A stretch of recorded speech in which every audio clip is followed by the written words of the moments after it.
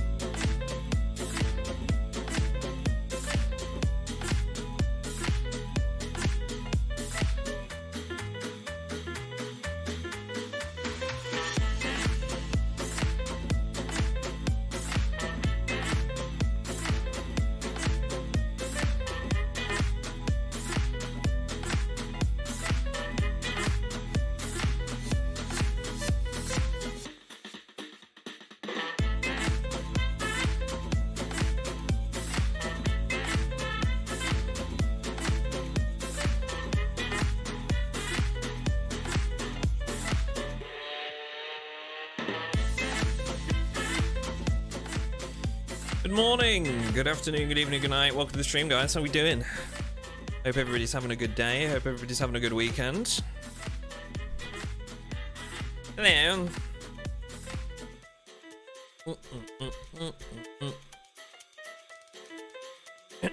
Good day so far. Good.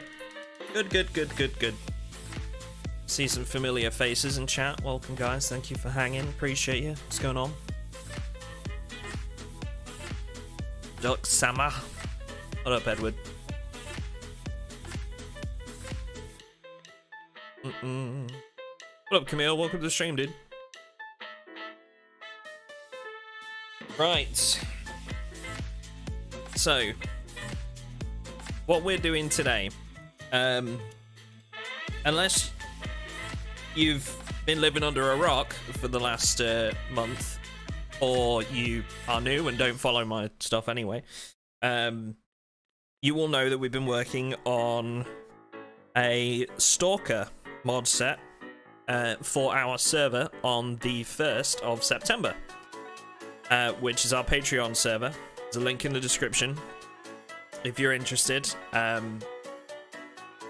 We have been doing a lot of work with different people from the Steam Workshop to basically try and set up as much of the Stalker experience as we can, whilst obviously having limitations, like we can't do anything with NPCs right now. But the idea is that hopefully what we can do will stoke sort of the fires of creativity with certain individuals, and maybe they'll be able to fill the gaps for us in months to come, right?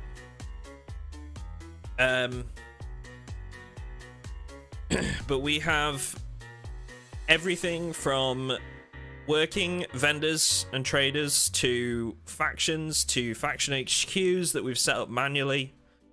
We've got artifact hunting, radiation zones, all sorts. So, yeah, we're pretty excited. Obviously, we can't add anything like the mutants and stuff like that yet, but maybe when Build 42 comes around, we can look at that. It's a set of mods, Neil. We've commissioned, I think we ended up commissioning like 6 mods total. But two additional ones were built by an admin that were just like bits of map, basically. No special zombies either. We can't do special zombies on multiplayer servers. There's no mod currently that works with. The CDDA one, for example, is bugged. So I think it's better we just wait until build 42 for something like that, and then we can actually get like commission people to make mutants. Just better to get something like that when build 42 comes around, rather than spend money on getting customized zombies and stuff.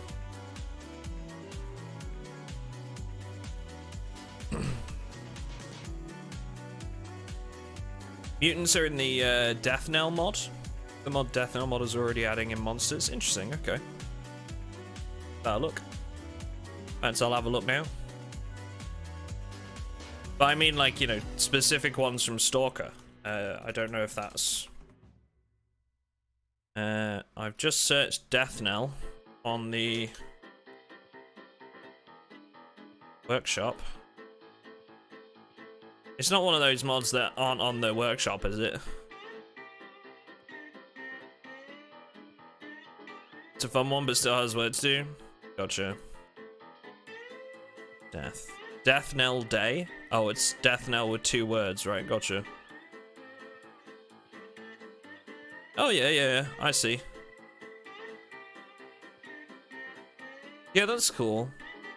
Like I say, I think I'd probably wait for build 42 and then like get like proper AI themed around Stalker made, which is why I've held off on that aspect, because I don't want to do something now and then build 42 come out and it's like, well, we might as well have just waited, you know.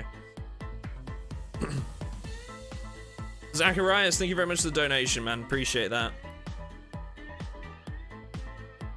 Thank you, sir. Hey, Ryan. Yeah, I think build 42 will just be like the base for a lot of additional mods. So I'm gonna hold off on stuff like that for now, but hopefully you guys will enjoy sort of the theme that we've got going. And so a couple of disclaimers before we start. One, if you join the Patreon server for the Stalker wipe, I would recommend waiting until the 1st, because that is when Patreon will charge you. So if you join today, or if there's anybody thinking about joining, maybe consider just waiting until the 1st, because they will charge you twice if you join today. And you're not going to get much out of it in that time, because the server's coming down in a couple of days to set up the Stalker wipe. The other disclaimer that I'm going to say is that a lot of this is manual setup, so don't expect to use the mod set and plug and play. For example, radiation zones are great, right? But you have to set them up as an admin. You have to actually place the toxic zones. All the faction HQs that you see are built by us. The vendors, you have to place them and set them up. So, you know, there's a bit of setup required. So if you download it, just don't expect it to plug and play.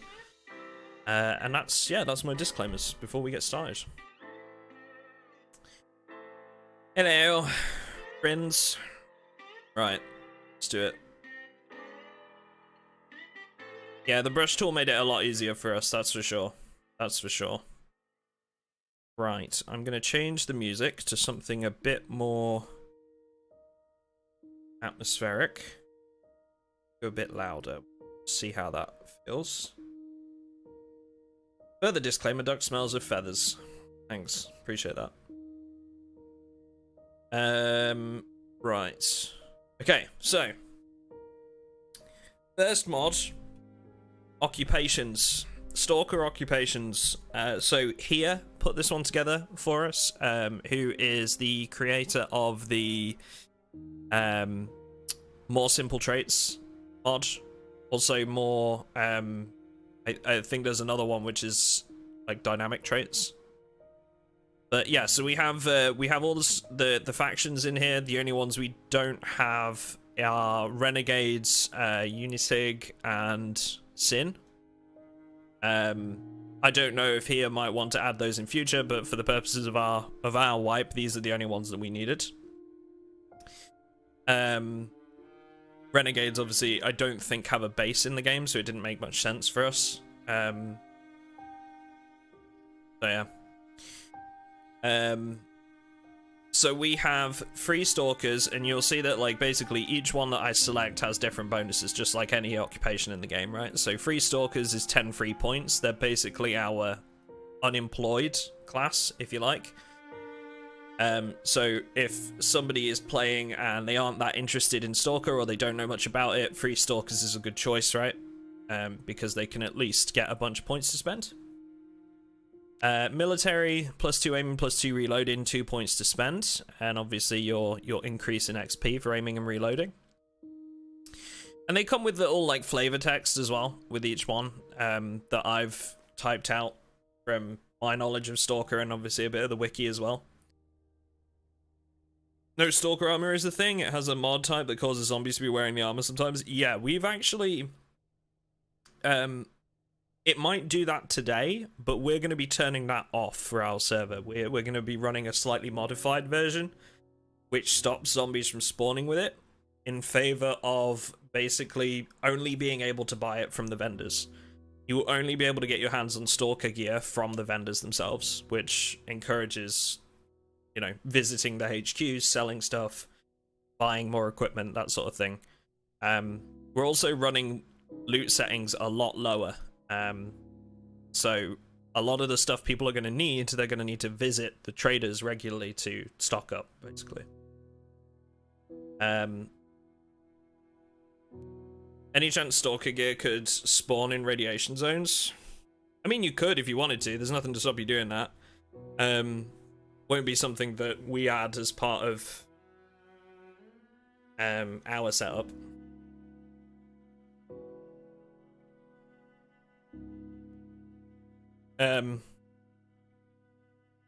Yeah, so we've got Duty as well. Duty have a bit more in the way of stats, but obviously they suffer on points.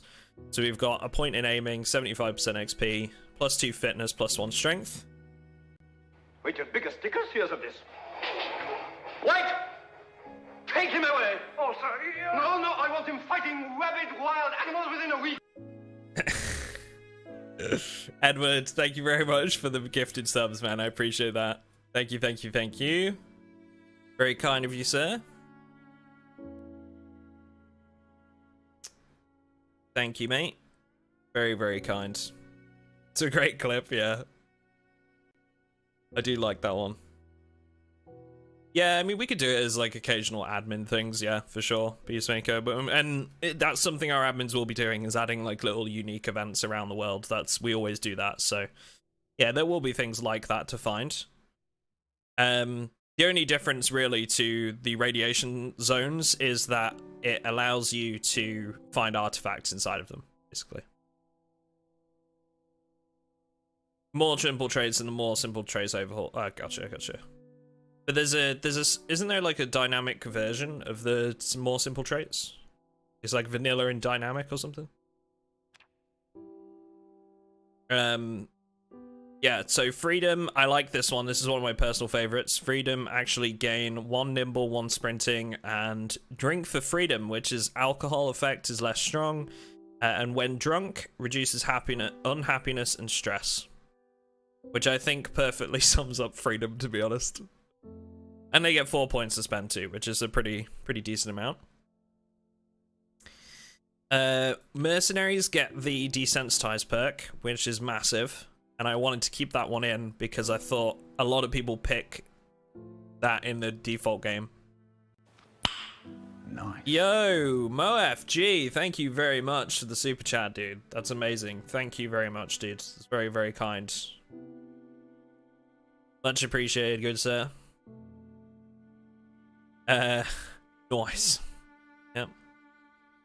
Mercenaries, aiming, reloading, and short blades, and then desensitized, so again, very combat focused, as the mercenaries are. Ecologists, so this is actually a big one. They have +2 in foraging, and foraging is how our artifacts work, how you find artifacts in this mod.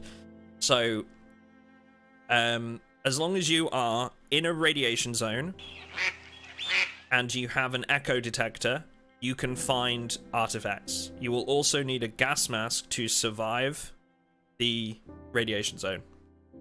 And we have working gas mask filters as well that we got custom made for this, so you have to keep on top of that. So they get +2 in foraging, an increase in XP gain, and also they have increased efficiency in search mode, so they have like a wider search radius. So really good choice if you're trying to like just get hold of artifacts, basically. Again, much like the ecologists in the Stalker games, more focused around science than fighting. Gotcha here. I'll have to give that a look. Thank you for all the subs, guys. I do appreciate it. And the generosity so far is massive, so thank you for that too. Clear Sky, I would consider them a bit of a cross between if you want to have a bit of practical skill plus also gain a bonus for foraging. Like we have the 1 point, 1 electrical. They start with generator knowledge. So that's sort of a half and half class. Bandits, they actually start with the lowest points threshold with -3, but they get 2 in long blunt, 1 in nimble, 1 in sneaking, which I think is a pretty good trade-off, honestly, to get like the long blunt. And then we have, last but not least, Monolith, which are basically free stalkers, but with 8 points instead of 10, and they get 1 with Monolith, which is stress and unhappiness slowly reduces over time. So, that's it. That's our classes. For today's stream, I'm going to be playing Duty. Because we have already set up Duty's faction HQ and vendors and everything, so we're good to go there. It's a bit loud. Hang on, let me turn that down. Ah, duty. Yep.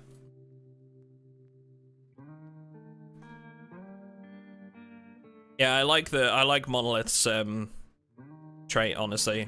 Makes sense for them, I feel like. I was struggling to come up with something that would make Monolith different, and I think that's like the best thing we could come up with for that. I'm gonna go with allergic.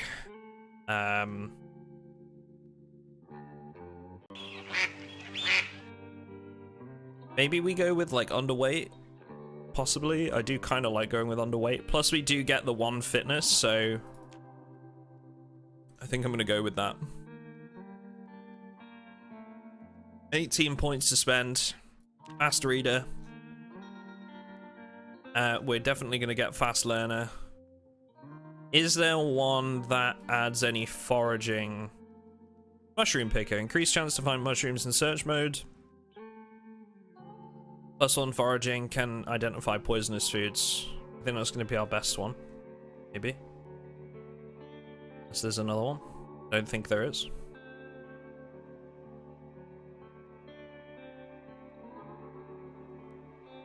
Forager. There we go. +1 foraging. Easy. Great. What else? Strong back. I think that's going to be a big one.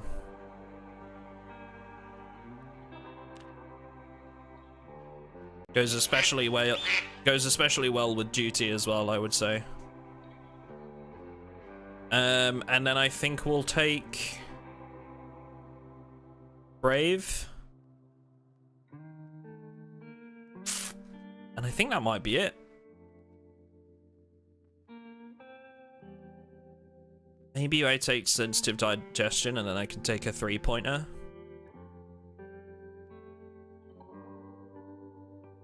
Maybe.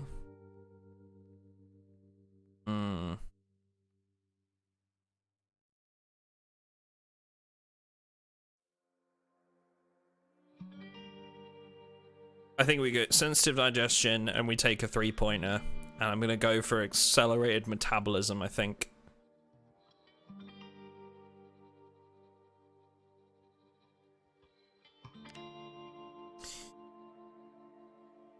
Yeah, I use Epidemic Sound, yeah, so unfortunately there's no playlist available. It's like a website of copyright, like you pay for a license, and then that music, you can use it on your channels and stuff without fear of copyright. It's the best thing that was ever made for content creators, honestly. This one is called Into the Bone by Taylor Crane. The music you've heard so far was from Vincent and a Secret and Taylor Crane. Alright, let's do it. So, we have a little bit of a change to basic clothes as well, based on your faction choice. You know, some factions will have slightly different looking gear, but for us, we spawn with a rookie jacket from duty.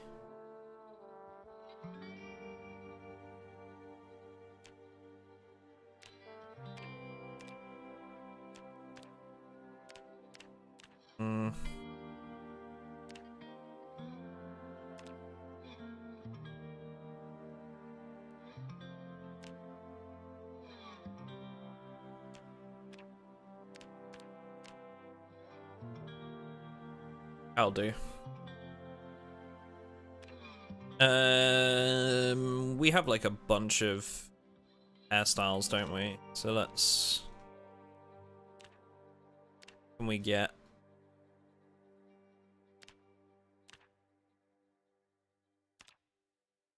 Virgil. I'll do.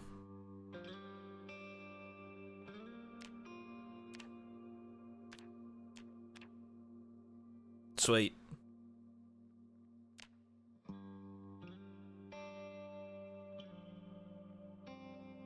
Brendan Blevins. The hairstyle mod, it's Fluffy's hair and Spongy's Spongy. It's from Spongy and I can't remember the name of it. Spongy's something. I don't know if it's Spongy's hairstyle mod or something like that, but yeah, it's by Spongy. One thing we are going to do as well is we're going to teleport ourselves to the Duty Faction HQ. on this one. So when the server goes live on the 1st, we're actually going to have all of the faction HQs as a choice for spawn points. At the moment, that's not set up because we're on like a test server. It requires like manual messing with the files. So what I'm going to do, whilst we're in admin mode, is just send myself over, and I'll give you guys a little tour of the duty HQ. So our duty HQ is at the top right up here. So what we've tried to do is try and put the HQs close enough to some built-up areas that players aren't going to have to walk like for miles, but also far enough away that they don't have zombies swarming the gates, right?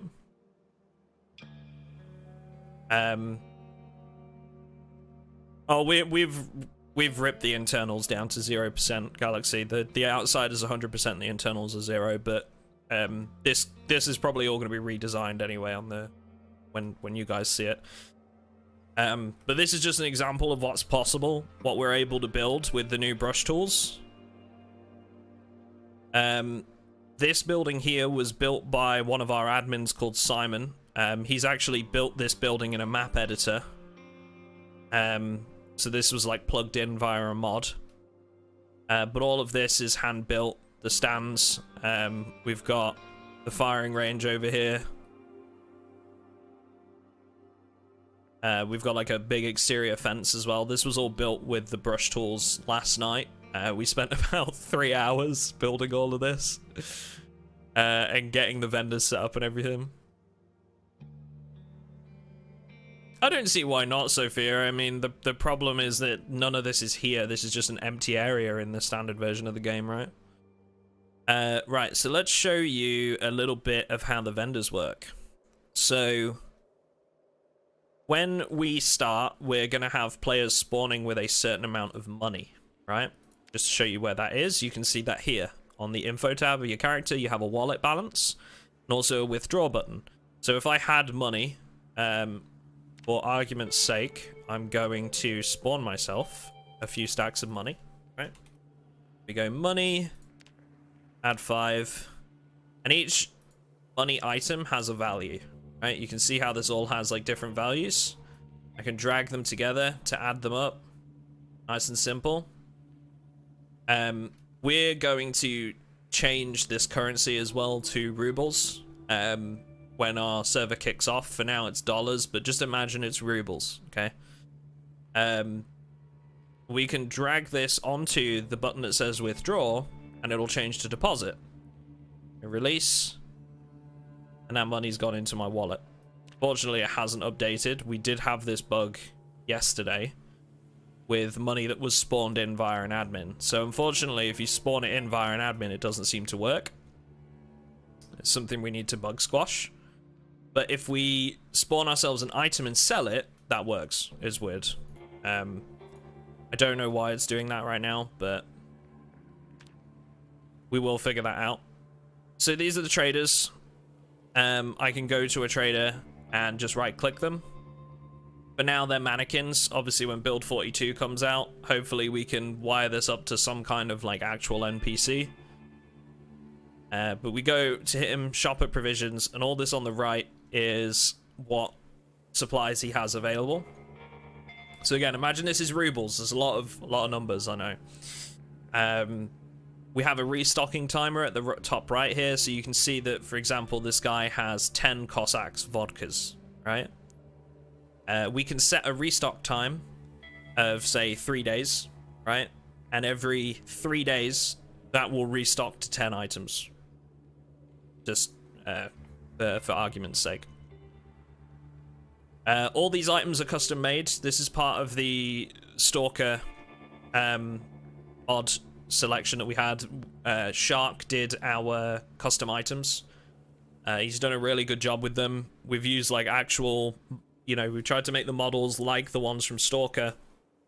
So you can see we've got like packs of old meat, Tourist Delight, diet sausage, beef toshonkers, cigars and cigarettes, so you don't just have the normal cigarettes anymore. These have been replaced by the Stalker ones, and they all have their own individual properties, so they can give you like less stress and stuff like that, which is cool. And then if I wanted to buy something, right, I would just click on it. Wait, your biggest stickers? Here's of this. Wait! Take him away! Oh, sorry. No, no, I want him fighting rabid wild animals within a week. Yes, sir. Chris, what's going on, man? Thank you for the resub, dude. Appreciate it. Link in the description, my friend.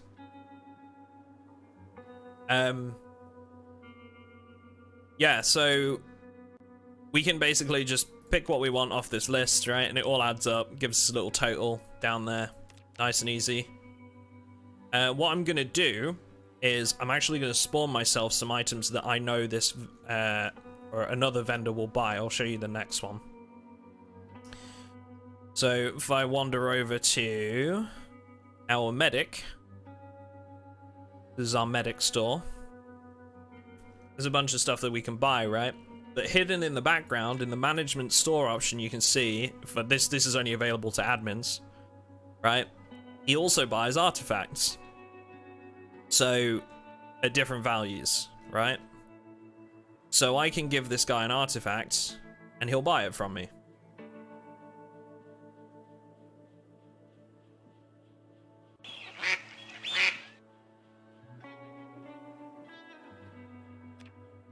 So, if I do sell, as an example. So I've just given myself the sell artifact. And I go to the store, and I can literally just drag and drop into the sell panel, and you can see that he's going to give me 9,000 for that. So he's going to give me 9 grand. I'll trade, and you can see that's popped up in my wallet balance. For some reason it's added 25 at the end. I'm guessing that might be when we dragged the money into the slot and it just didn't register properly. The maths doesn't add up, but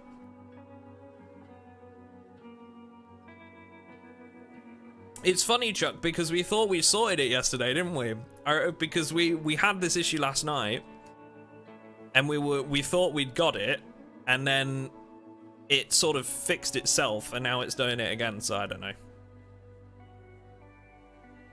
But Chuck is the individual that's put together the stores, the vendors mod, and it's incredible how he's done it. To be honest, it's so simple and straightforward. But yeah, and then he actually stocks this as well. When I sell to him, look, he's now got one of these available. So he's now got one in his inventory because I've sold it to him, and he's selling it for double the price that I gave it to him, because we're able to set the percentage down here that the vendors will buy stuff that they sell. So, for example, if I were to take the suture needles, right, and try and sell those back to him, he would buy that at 40%. You can see it just at the end there. So basically how the traders work is they'll buy things at a predetermined percentage of the value that you set. So very clever. But we now have 9,000 rubles. I'm gonna try and give myself a bit more just for the next art.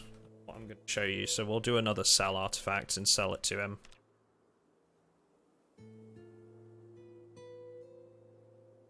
Okay, so we've got 18,000 to work with. $25 as cash back, yeah. The map is also Stalker? No. The map, there's a map being made by D-Man for Stalker Anomaly, but a map would take a very, very long time to make, and probably a lot of money too. So, not something that we've commissioned, but hopefully in the future some other people can make stuff like that. So we've got stuff on the walls as well. These are all custom tiles that Simon made. Those things there. These things placed around. These gun lockers. Those are all custom. He's made them himself. We've got a vendor in here for firearms. And another one out here, which is like our gear trader. You can see I've got like a bunch of armor in here. Most importantly, we have our echo detectors, Geiger counters, and gas mask filters. So as I mentioned, the gas mask filters have been set up from scratch, so they will actually work with any of the helmets that have a gas mask in the Stalker mod. So all of, for example, like if you were to pick up like a PBF gas mask, right? And you bought a filter, you could plug that into the mask and then it would have a duration. And that duration would go down as you spend time in a radiation zone. Artifacts won't be radioactive, and they also don't have any properties right now other than to sell them. But obviously, the rarer ones are worth more cash to do so. The thing with that is that we wouldn't be able to make artifacts do something unless somebody were to make like a full rework of a radiation system, which has just not been done yet. Nobody's worked that out. I'd love to see like an actual radiation system set up where pieces of gear could be wired to give you different resistance to that radiation, and then you could, start applying like different features to that from the artifacts. So yeah, it's a hope that I have in the future and something I would love to add. But this is why we're doing this, right? All of this is basically getting the ball rolling. And I want to see more mods developed, but nobody's done this yet. Nobody's just gone out there and said, right, I want to make this, and that's where we've done that. We've got the ball rolling. So fingers crossed.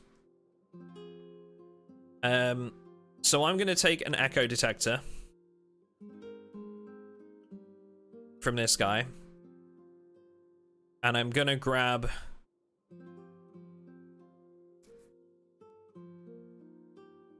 You take an echo detector? Yeah, we'll buy an echo detector. I'm wondering if I want to buy a Geiger counter instead, but I think we're going to go with the echo detector because I know where a radiation zone is because we set them up.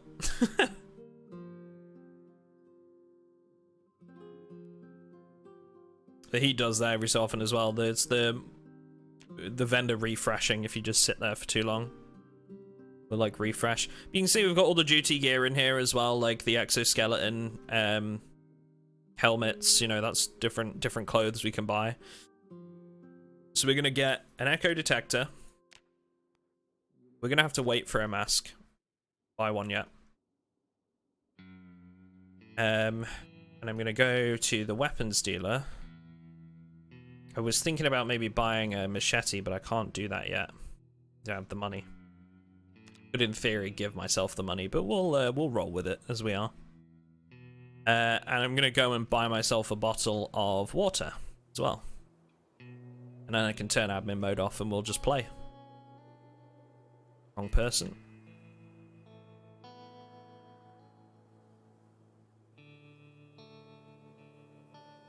We'll grab a bottle of water.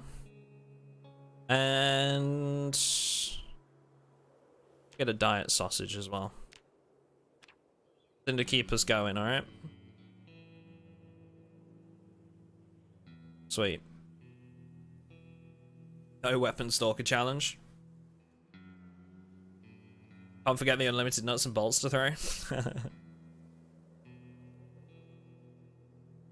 Can you play this game offline? Project Zomboid? Yes. This is all on a multiplayer server. Yeah, this is all being hosted on our. This is all going to be hosted on our Patreon server. There's a link in the description if you're interested, and it's going to be starting on September 1st. Again, as I said before the stream, please don't expect this to be plug and play. If you download it, it is not plug and play. You can download the mods. It's all publicly available. But things like these vendors and this camp and everything, it's all been set up by us manually. That's all been designed by our admins and put together by hand to make that work. There is setup required. But the whole purpose is to show what's possible. We're basically just showing you what's possible with the mods that we have. And the mods that we've been able to commission to be made.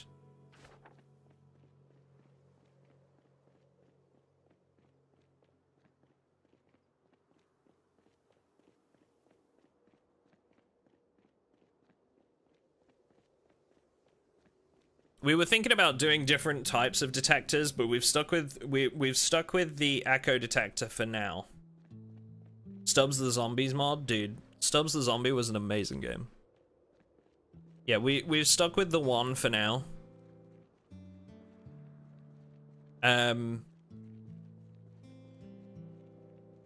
Just because we didn't want to overcomplicate it to start with. Basically, how the echo detector works is it will, when you go into the it's actually required. Like, you can't find artifacts in this mod without an echo detector.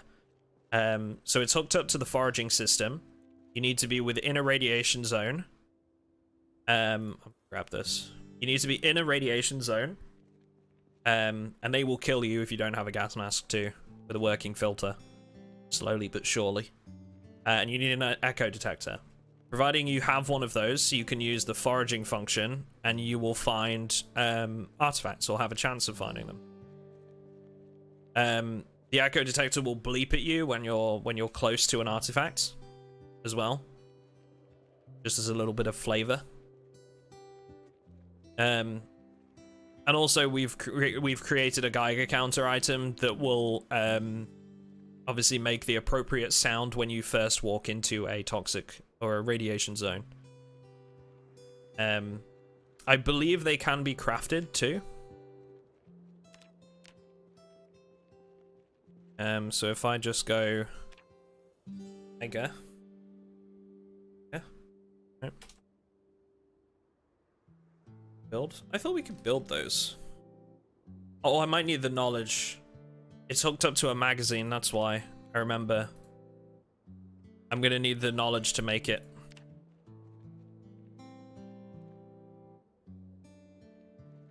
Too many there for me to manage. You don't need to cure radiation or anything, no. It's basically if you walk into a radiation area, you'll start slowly taking damage. And that's sort of your, like, heads up that it's happening.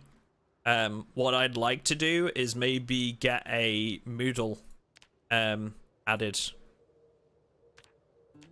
That says, like, radiation sickness. Just so that people know what's causing it. That aren't familiar.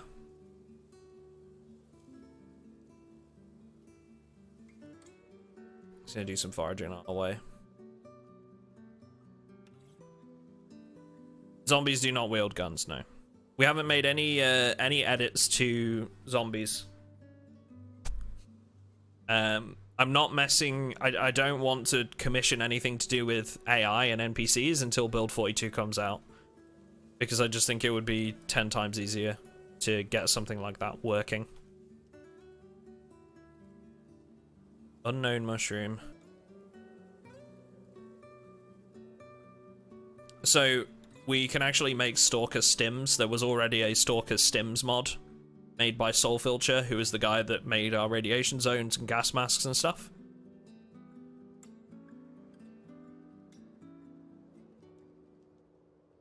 When you're aiming while searching, you get a hefty bonus on the success. Oh, really? Good to know. Unknown berry, but that said holly berry, so do I know that's safe? I don't want to risk these, but I also want to carry around some food just in case. Do you think to add some kind of missions? So it's funny you mentioned that. Just the other day on the Thursday on Twitter, I saw that they had retweeted, or the Project Zomboid devs had retweeted a mod that actually is like a mission system that players can add to. So whilst it wasn't something we were going to add, at least initially, definitely something I'd like to look into. Hollyberries are poisonous. I might bear that in mind then. Get rid of them.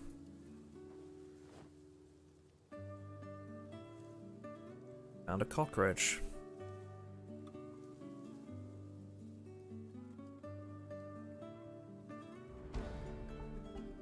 We've already leveled up foraging once.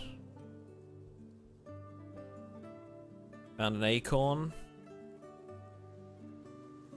I'm basically just trying to get a little bit of foraging XP while we're out here. Which is actually going quite well.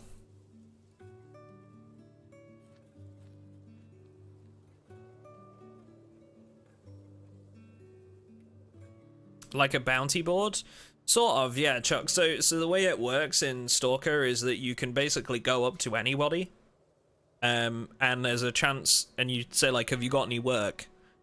And then they'll give you a mission to go and do.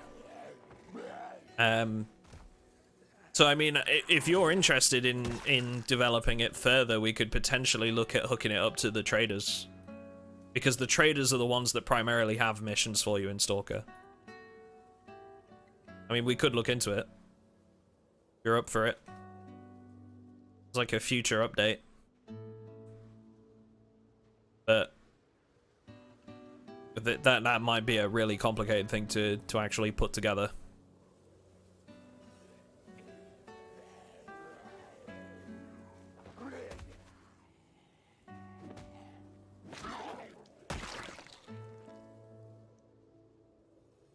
Okay, so quickly check my map. So I know where I put some toxic zones, and one of them was here at the concert grounds. So my plan is to sort of have a wander around, do some looting, try and maybe find a gas mask or something like that.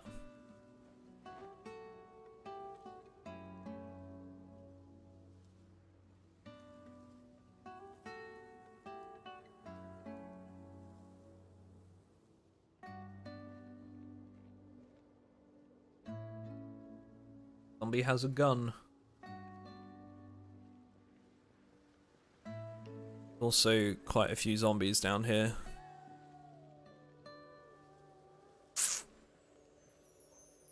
We're running vehicles-wise as well. We're also running a lot of those KI-5s vehicles, so like this one, and also the ones you saw at the outpost. Just because I feel like they fit the Stalker vibe a bit better.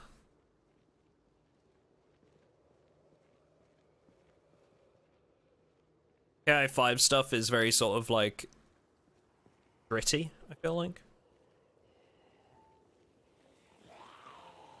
Oh, she's got an axe in her. Amazing.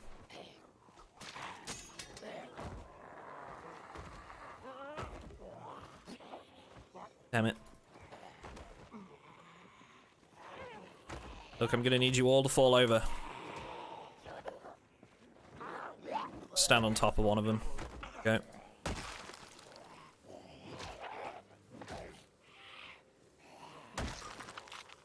Amazing. Okay. How a 1500 hunting rifle. Now, should point out we're running Britters for this wipe. Now, I self-confessed am not a massive fan of Britters, but the reason why I'm using Britters this wipe is because we wanted the variety of weapon choice to sort of simulate, you know, the different factions having access to different gear. And we've set it up so that most of the weapons that you will find in places like military bases or gun stores or that sort of thing, a lot of them are Russian based. So you can basically set it up so that the military is like a Russian military. And then thus more Eastern weaponry will drop in the world.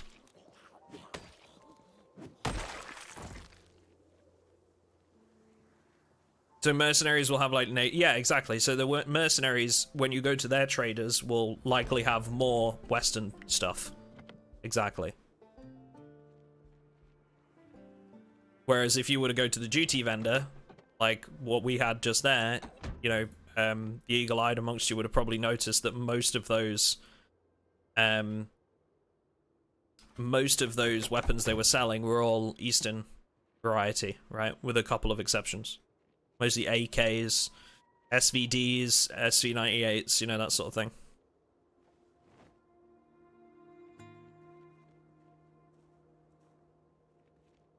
The aim mod, it's called Alternative Crosshair.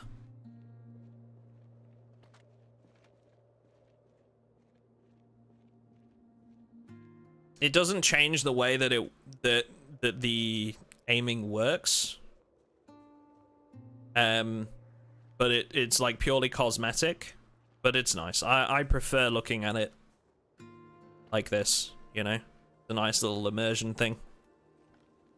I could still like shoot way over here and it would still hit them. Just, yeah.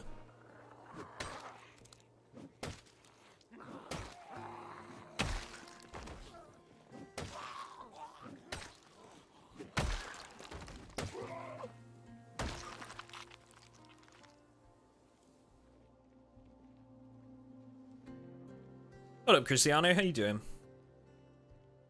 What version is this running on? Just the regular version of the game.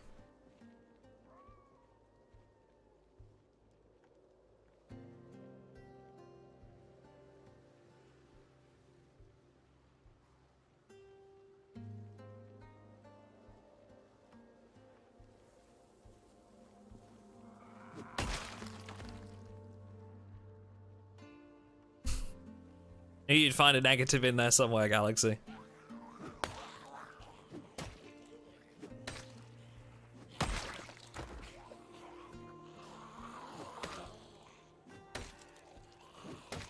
Maybe it'll encourage you to play a different playstyle for a bit of a change, maybe.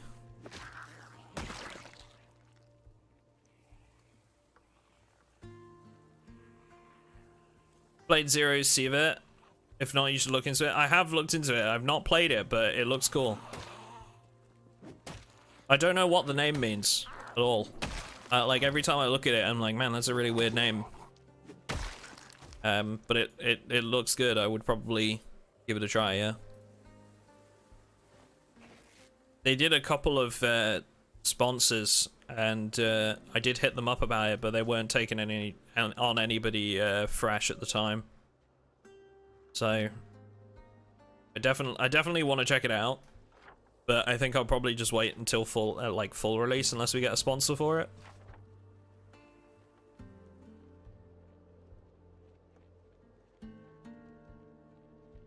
Hey, what up, Preds? You doing, mate?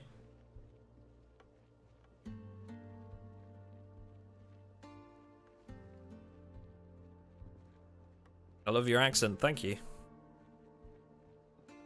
I work very hard on it. I practice every day.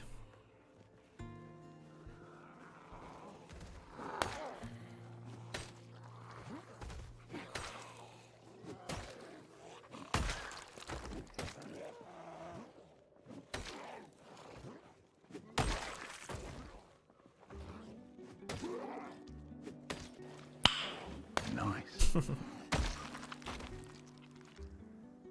YouTube's so delayed with those. Thanks, Preds.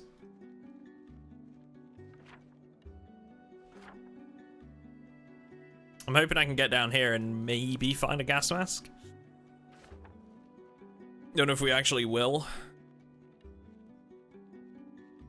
So we've got a nice little, to be honest, if we don't find one, I'll spawn one in, just so I can show you guys the artifacts hunting. I'll spawn the necessary equipment. Fire station is real close. You're not wrong. This will be on a multiplayer server as of the 1st of September. It will be on our Patreon server on the 1st. Right now, this is a sort of like a test recording server.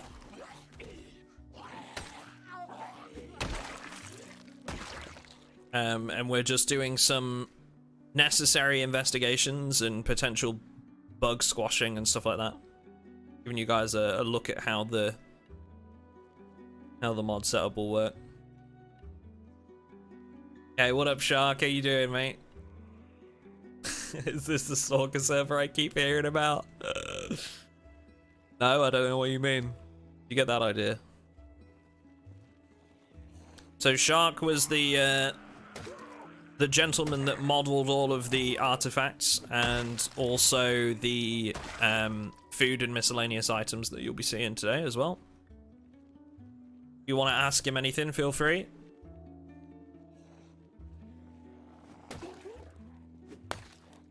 Again, all of the mods are in the description, linked in the mod pack. Would strongly suggest checking out what these guys make, because, you know, without them, this wouldn't have been possible. Whether it's Chuck, Shark, Soulfitcher here, they've all been really good to work with, so.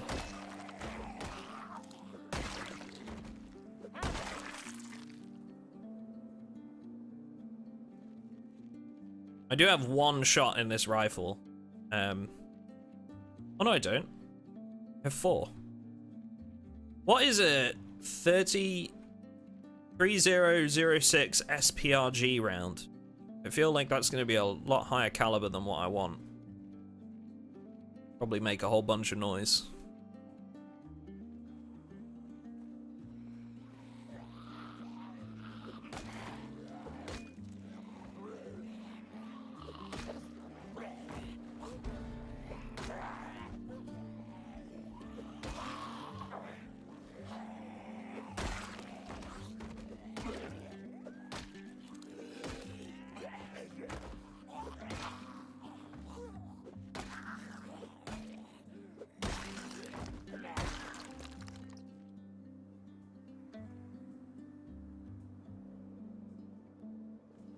Perhaps not the best place to bring that up, Galaxy. We don't need to do that, man. Come on. Guy's just got here. I'm sure he gets questions about his other work all the time.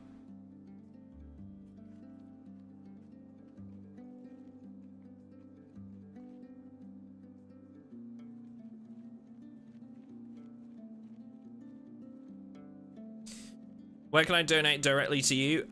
You can either become a patron, Moosey, or you can do a super chat through YouTube. Or you can become a YouTube member. There's a bunch of ways, really. The best, if you're looking to, like, I guess, put forward the most amount goes to me instead of the platform, Patreon is the best place to do it.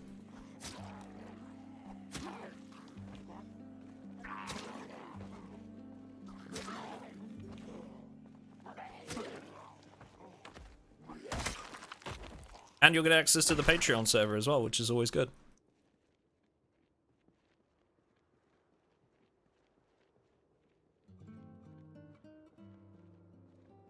Well, there's another one of the military vehicles. It's like a Humvee.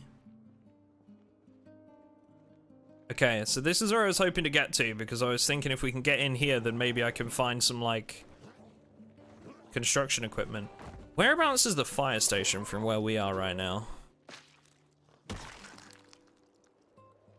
Military desert boots.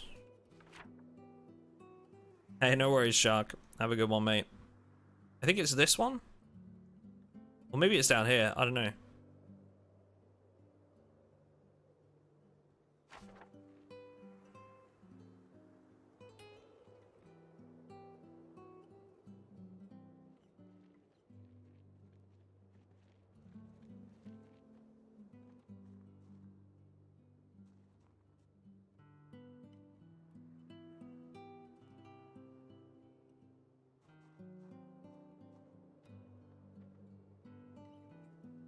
How the hell is Louisville not that crowded? It's a mix of it being day 1. And also not being in the busiest areas. We're like on the outskirts right now.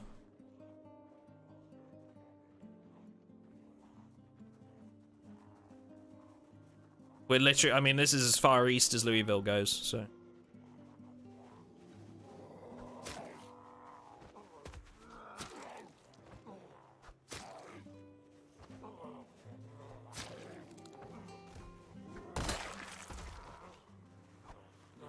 Oops.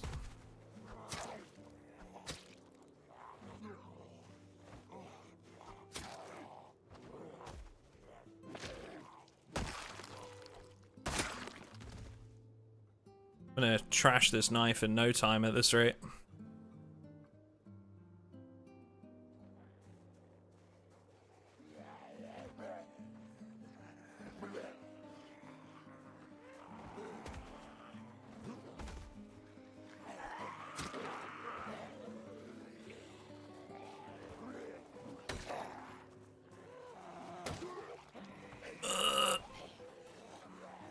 You played Fallout 2? No, I sadly never played the Fallout, the second Fallout. I think there was a bit before I got into them. I played the third one, I played New Vegas, played the fourth one.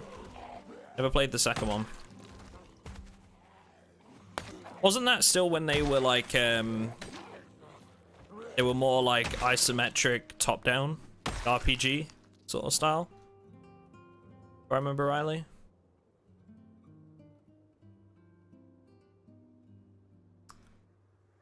Still isometric, yeah.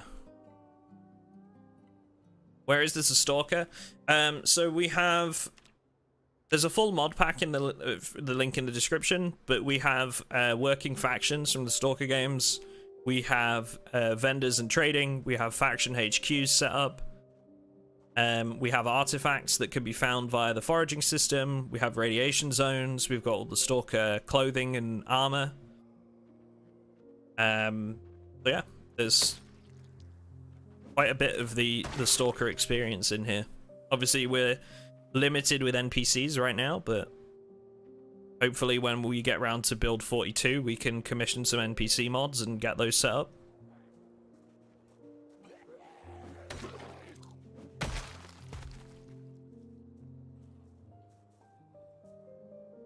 No blind dogs or mutants at the moment, unfortunately.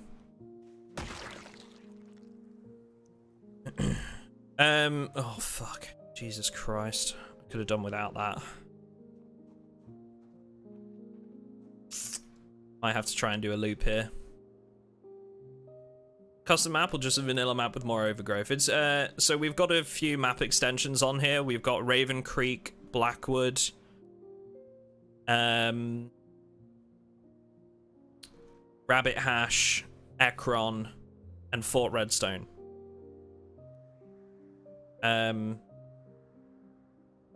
The map itself being so overgrown is due to the 10 years later mod, but we're running like the lower variant of it. If that makes sense. There's less overgrowth than in some of the versions. Just wish we could kill different enemies. Yeah, I appreciate that it's not going to replicate everything, guys, but let's, you know, try and focus on the positives. I'm gonna get very downhearted if all we hear in the comments is, but there's no mutants. We can't reinvent the wheel, unfortunately. We have to sort of wait for that to come around in build 42 before we can develop that. Hopefully in the future. When NPCs start to hit the ground in build 42, we would love to do something like that. Problem while driving in multiplayer still a thing? Not really. Not as bad as it was anyway. They pretty much sorted that as soon as multiplayer actually hit the ground.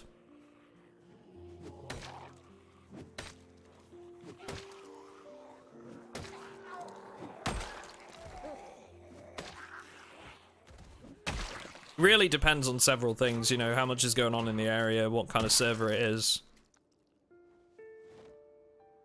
how fast both vehicles are going, etc.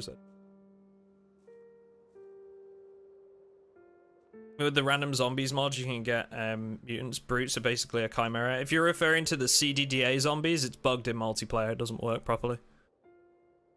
Every zombie has is a different zombie to each player. So the server, basically how it works is the server reports what the zombie is, but every player sees that as a different zombie type, so it doesn't work, because you go into it thinking, okay, this one's just a feral, and it's actually a brute, and you get murdered, right? Like, it doesn't work.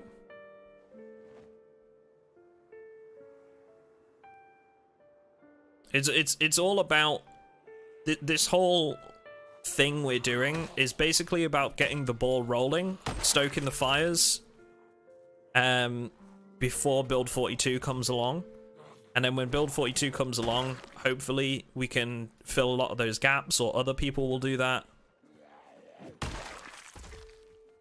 We're just working to achieve what we can, and what we've been able to accomplish is awesome, to be honest. I'm really pleased. The 10 years later mod is being used, yes. I'm gonna cut across here. I think the fire station's down here.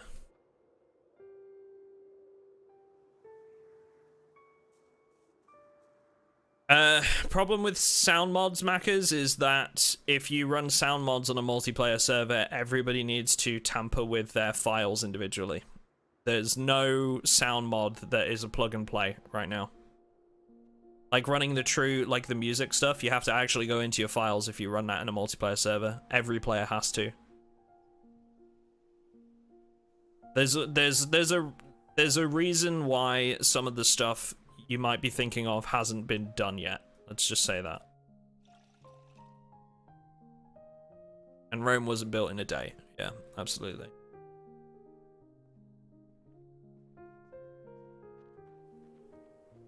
It would, Mystic. Ordinarily, yes, it would. But we have set it up so that the Stalker armor might be different in this playthrough that you see today, because I don't think we've set it up on the test server.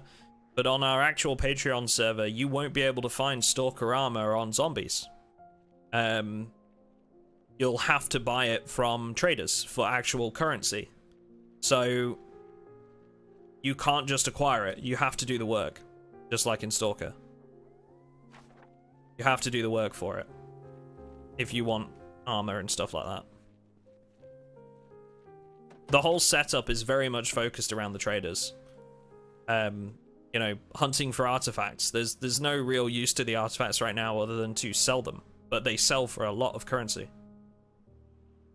So everything is based around the traders. The loot is extremely rare, but then we've tacked on the minus 50% loot mod as well.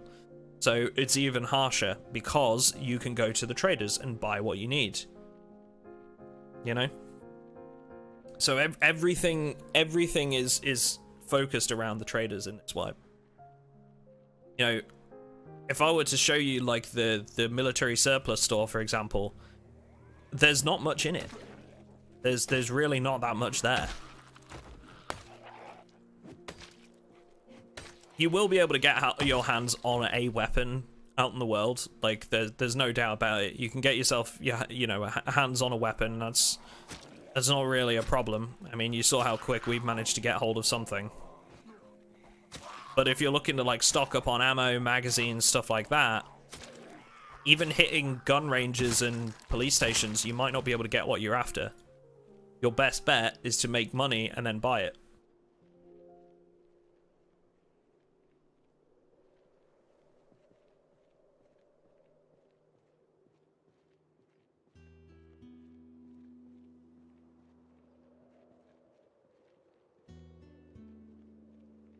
How much is Stalker armor? It depends what you want to buy. And I mean, the values are all set by admins, right? So for example, on this test, I think I set a bulletproof vest at like 8,000, and you can sell like a junk artifact for 9,000. But that's all defined by the admins, right? That's the nice thing about it being manual setup, is that we can define that ourselves. You know, you don't have to follow that same structure on your server. You can set the values to whatever you want.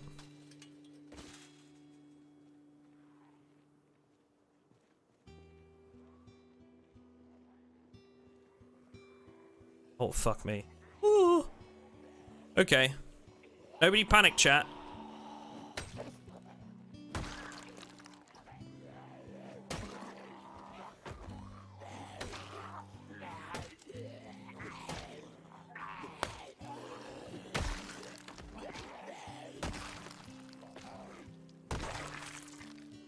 Ooh, Arambit. Yep.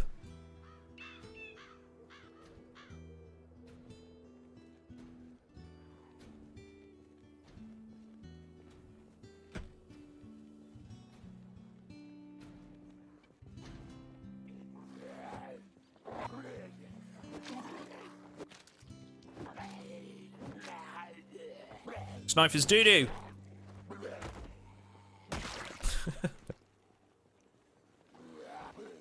Better just pushing him over, probably.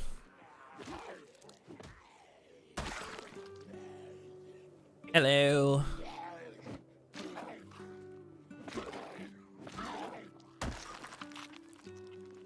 Alright. I'm trying to find my way to the fire station, which I think might be this one here. But we can try and have a look through some of these. The reason why we can't.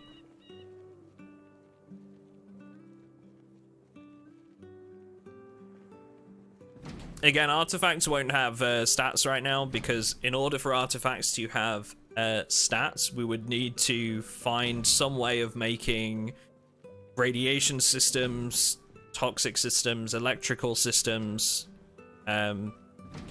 all the resistances and stuff that you would have in the game. And then you'd need to build anomalies, right? Which is very, very difficult because of the graphical nature of anomalies.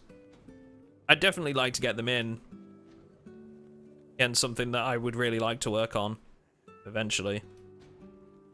Work with modders on. But getting anomalies and stuff and like a proper radiation system, that's no small feat, you know?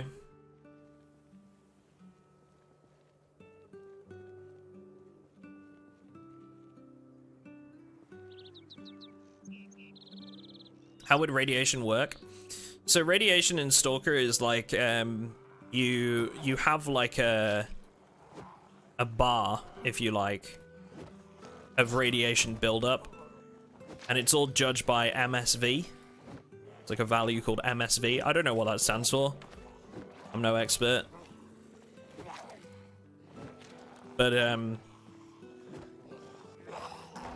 essentially, my god, this knife is trash. The range is awful.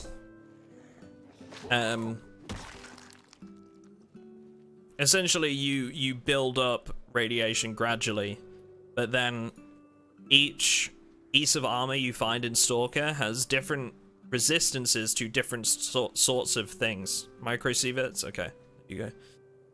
So it will have a different resistance to radiation, to bullets, to scratches, to heat, electricity, all these other toxic, like chemical, poisoning, even like psi damage, psychic damage. They will all have different resistances to those sorts of things. So that's where that becomes difficult, because an artifact doesn't just give you protection against one thing. Different artifacts give you different protection. So it's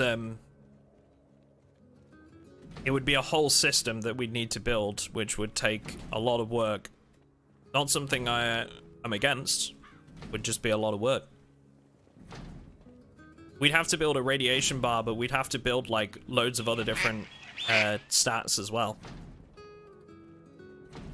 We would have to build all the different types of damage, and then different anomalies that correspond with them, and then put those different resistance values on all the gear. It's a lot, you know. And even making anomalies is the difficult part, because graphically they're just, you know,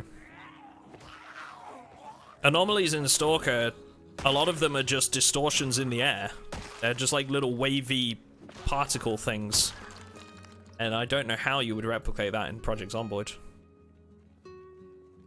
Your name comes full circle, it does. Yes, you can get exoskeletons. That is a thing.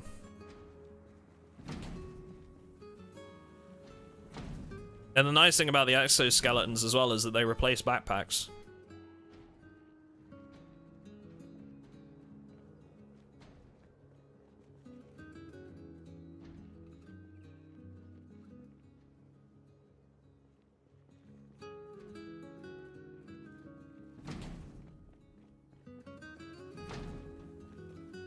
Yeah, exactly. Exactly. With the artifacts, there's different stats in different games for sure.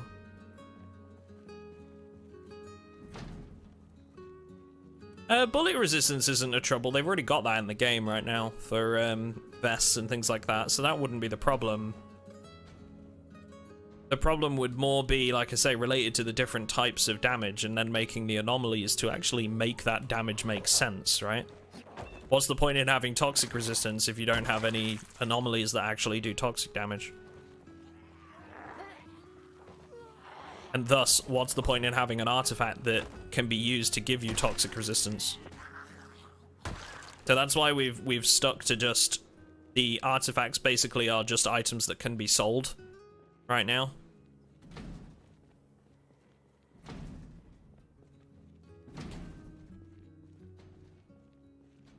But yeah, hopefully in the future there's a lot that we can do with this, and that's the whole point. Again, it's sort of to trying to open the floodgates and say, look what we can do. Help us make this better.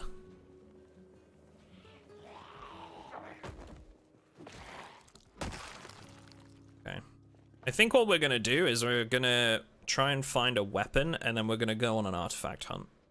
It's kind of why I'm looking for the fire station.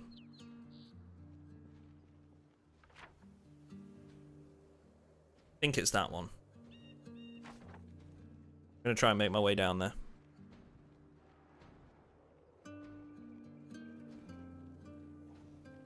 Infection resistance.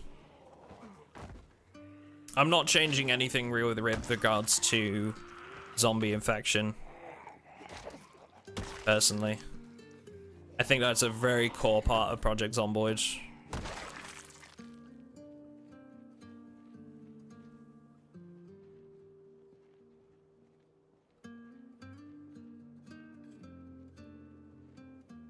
But it's not to say that other people couldn't, you know. Where are we at? We're in Louisville right now.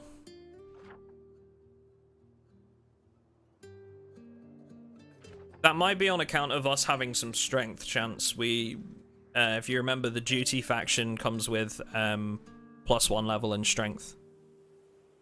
I think that zombie has a weapon in their back. I don't know what kind of weapon, but...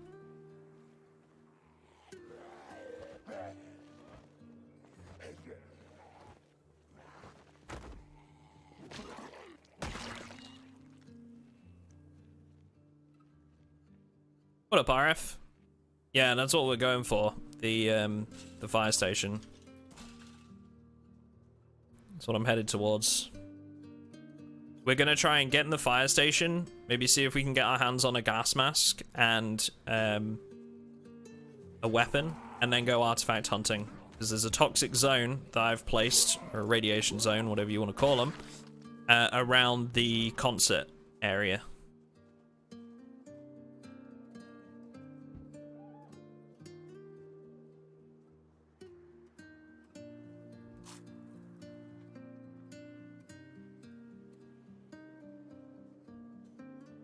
There's a metal pipe right there. I could grab that, to be honest. Metal bar. Will the next beta have NPCs? What do you mean the next beta? Like the unstable build? No, it's not going to be like the next update. It's build 42 that's going to be NPCs. There'll be lots of smaller patches between now and then.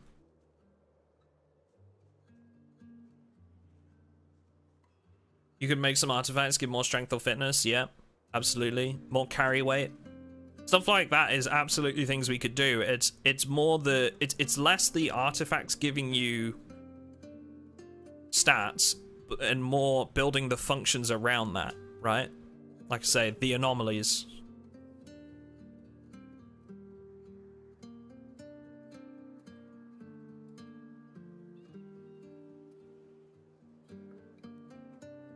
Yeah, first iteration of NPCs is in build 42. This is all available on their roadmap.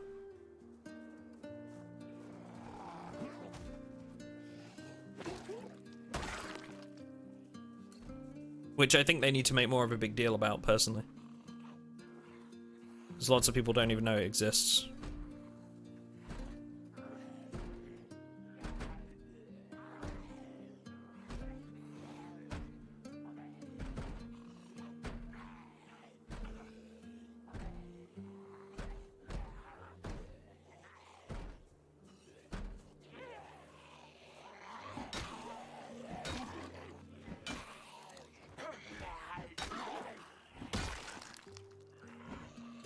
Oh, damn it.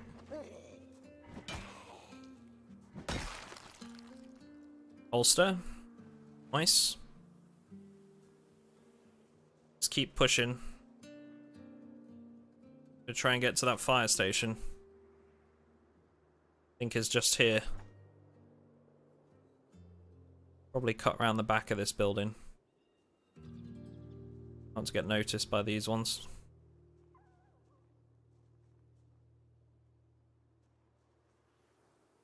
What are the features of the mods at this point in development? There's a link just under the stream, Joseph, with all of the mods that we've put in. But the ones that we've had custom made are artifacts that can be found via the foraging system, working gas masks with filters, echo detectors to help you find artifacts, Geiger counters. We've got working traders that you can set up exactly how you like. With that comes a working currency system. We've got the Stalker factions replace the occupations.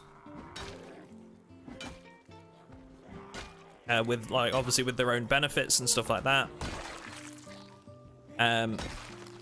And although one or two of the trader locations have been made into, like, maps, if you like, that can be plugged into any server, we're also building, for our Patreon server, we've built a HQ for each of the factions from hand.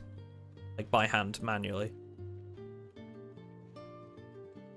What else am I missing? Anything? Items as well, so Stalker, food, drink, stuff like that, miscellaneous stuff, like the different cigarettes, cigars, Altoids, stuff like that. All of the Stalker, like, customizable gear and stuff is in there, like, the different uniforms for the different factions and different, like, exoskeletons and stuff like that. That's all in. The HQs be culminated in one area, or will they spread out around? No, they'll be spread out around the map.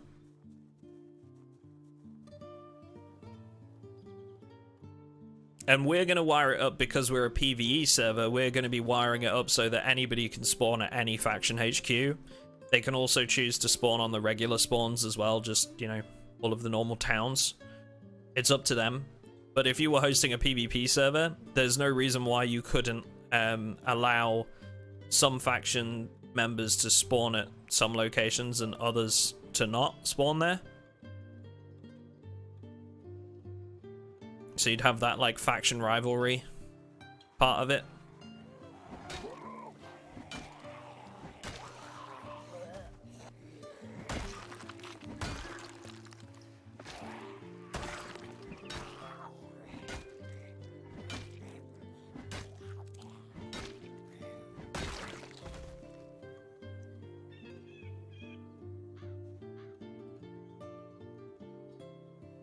Okay.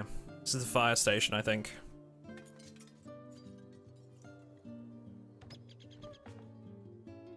I'm going in.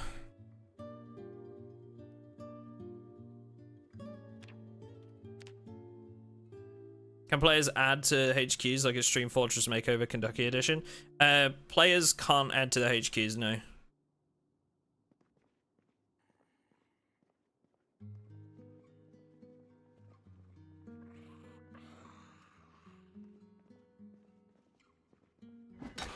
I mean, to be fair, I say that.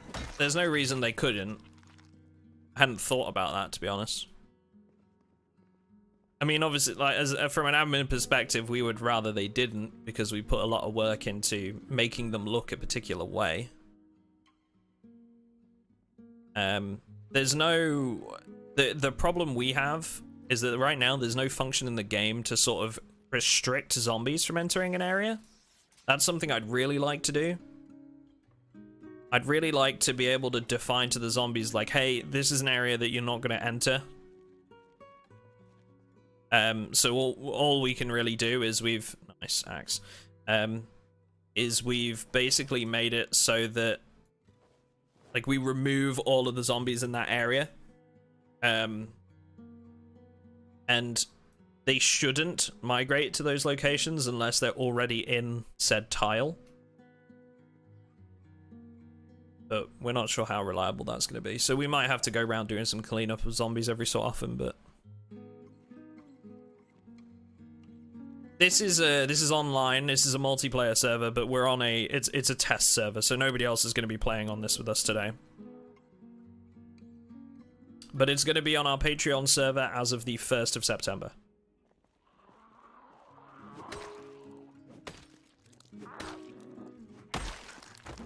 And all the mods are publicly available. Yeah, the bot's balked, just link it.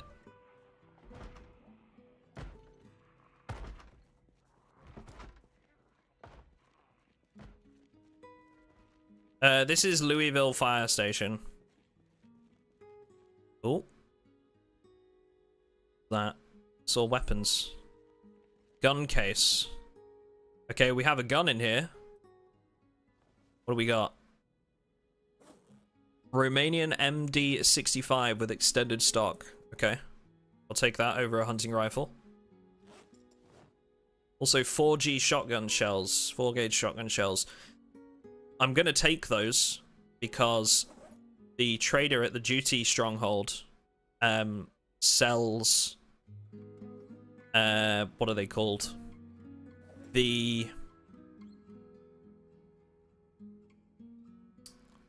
What's the gun? The KS-23.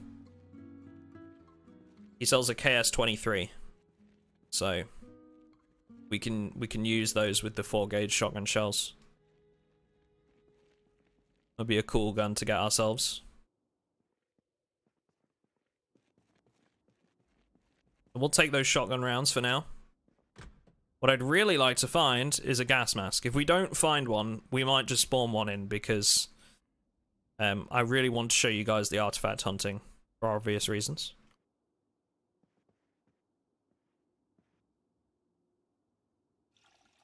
Uno momento. To replay the music.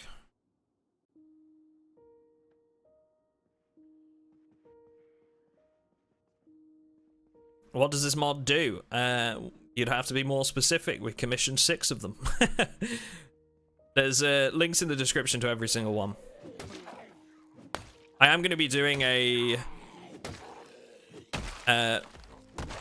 breakdown video, though, of how we made Stalker in Project Zomboid. That is on the way. So we're going to have this running on the Patreon server as of the 1st. Hopefully get some footage from today that I can put together into a video. But even if not, we are going to do a video of how we made it all possible, what the features are, you know, that sort of thing.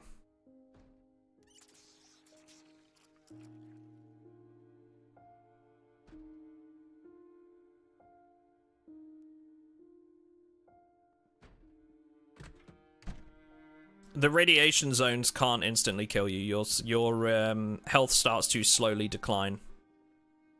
So you'll be aware that you're in a zone, and have time to get out of it. HQs are going to be spawn locations. Yes, correct. Yeah. But you'll be able to choose the standard towns as well.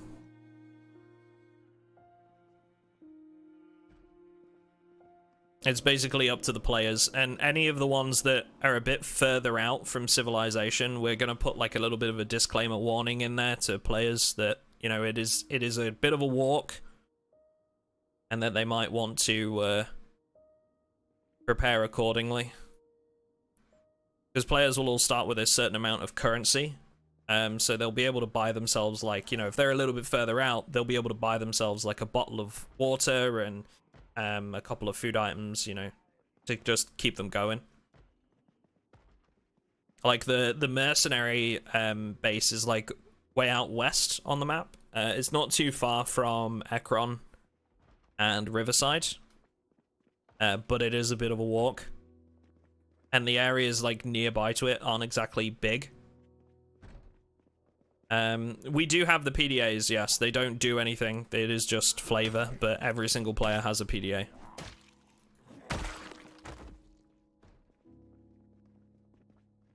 I wanted to commission a guy called Konijima to do the chat, like to basically rework the chat and make it into like the notification system from the PDAs in Stalker, but sadly he was too busy. He didn't have the time to spare.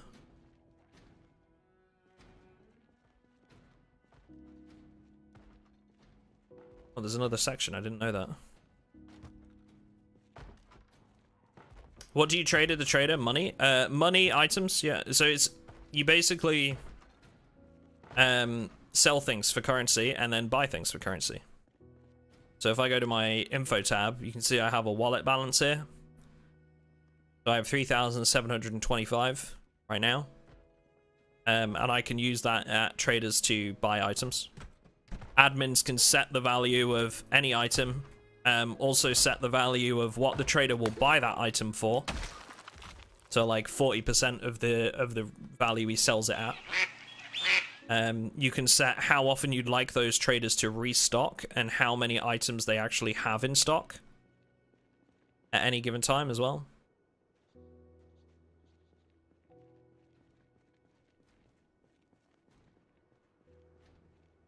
The traders are probably like the most complicated part of it, to be honest.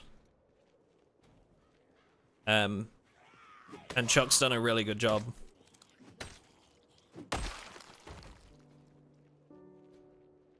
Like, setting that up, I can imagine wasn't easy.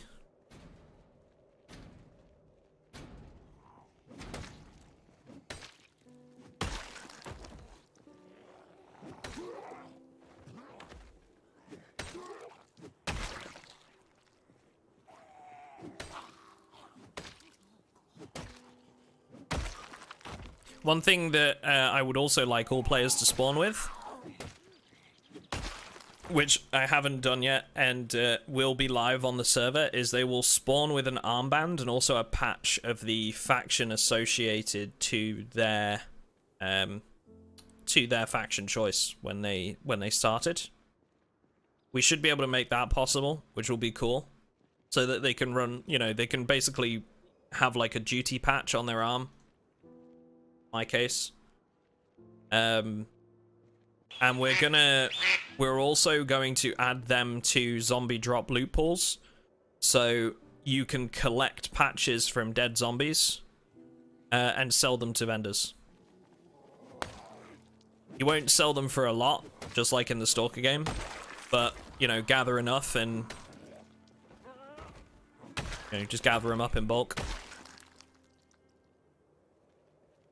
Give you something for killing zombies, you know?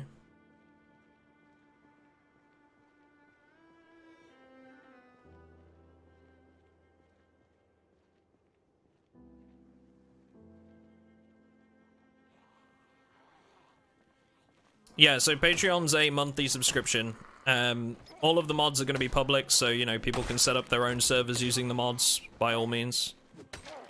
But yeah, our server is whitelisted via Patreon as a thank you to all of my supporters. We'd love to add anomalies. It's just that graphically they are very difficult to do, Joseph. For modders to make. You know, it's not just a case of like putting that in the game. It's also what's possible within Project Zomboid's engine. You think most of the anomalies and stuff like that are all basically distortions in the air, right? So how do you replicate that inside of Zomboid? I wouldn't know. I mean, it's not my area of expertise, but I've been told that it would be very, very difficult to put together.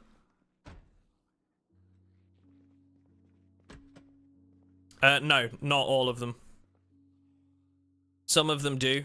Military, duty, mercenary, bandits get some as well. But when it comes to people like the ecologists, monolith, and lone stalkers, they don't get that by default. Nice thing about Monolith and Lone Stalkers is that you get a lot of free trait points though, so there's no reason you can't pick like the aiming perk or something like that.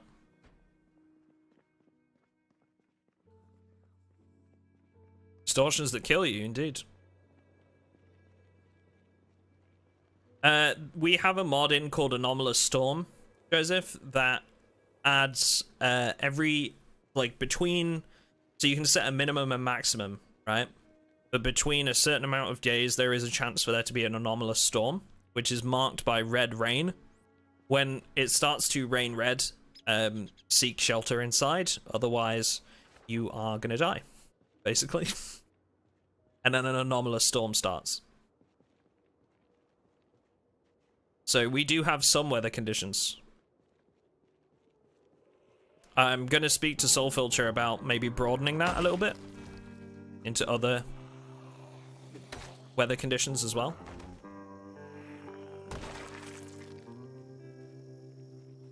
And Zomboid handles smoke, just remove the color of the smoke. That would be cool. I don't think the smoke actually distorts the air around it though. It's literally just like a grey, I don't know. I could maybe talk to a couple of modders and see if they can make it happen. Attention Stalkers, an mission is approaching. Yep. Right, so we haven't found one, unfortunately. We use toxic zones at the moment. We have toxic.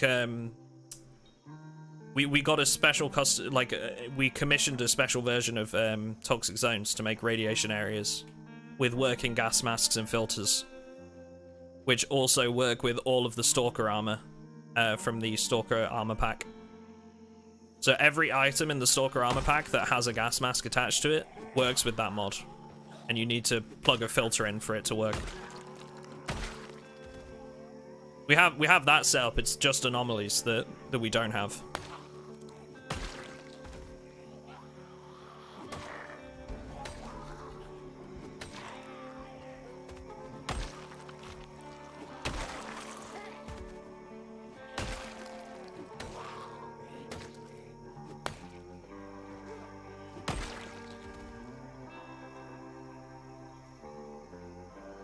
Okay. So, we're going to spawn ourselves a gas mask because we haven't found one yet. So let's do...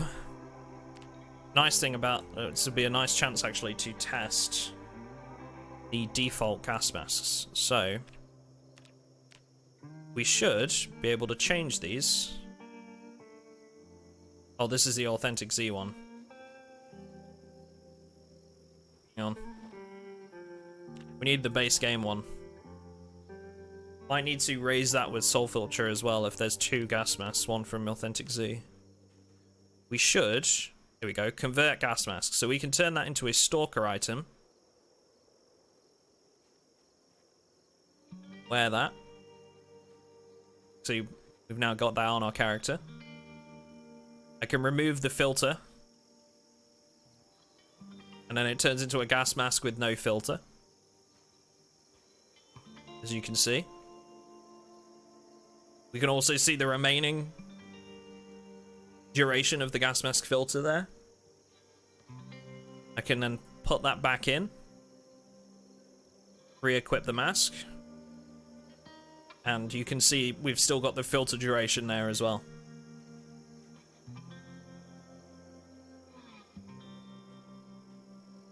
So as long as we have a gas mask, we're going to be fine. And we have an echo detector. I'm also going to give myself a Geiger counter so that we can show you that. We now have a Geiger counter. Toxic Zone Stalker version. So I know that I built a Toxic Zone around this area, which is like a concert grounds. Might be a lot of zombies that we need to clear out, but that's okay. And we should hear the Geiger counter popping off in a second. And we can judge whether that's too loud, too quiet, and then we can feed that back to Soul Filter.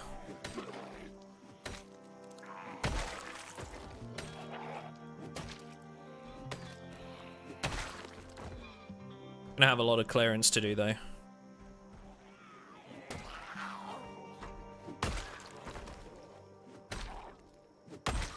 And this is the nice thing about these radiation zones that we've got set up, is that we're going to be able to put them around areas that we might consider to be high value, right? So, me being the asshole that I am, my thought was to put them around, or put a toxic zone around the refugee camp at Louisville, for example, because we know there's a lot of high, like, military loot there, and we also know it gatekeeps the entrance to Louisville itself. So our thought is, if we put a radiation zone around that area, there's then a certain amount of prep that any faction that spawns outside of Louisville has to do in order to go to Louisville, right? They have to get enough money or find a mask with a filter to survive the checkpoint.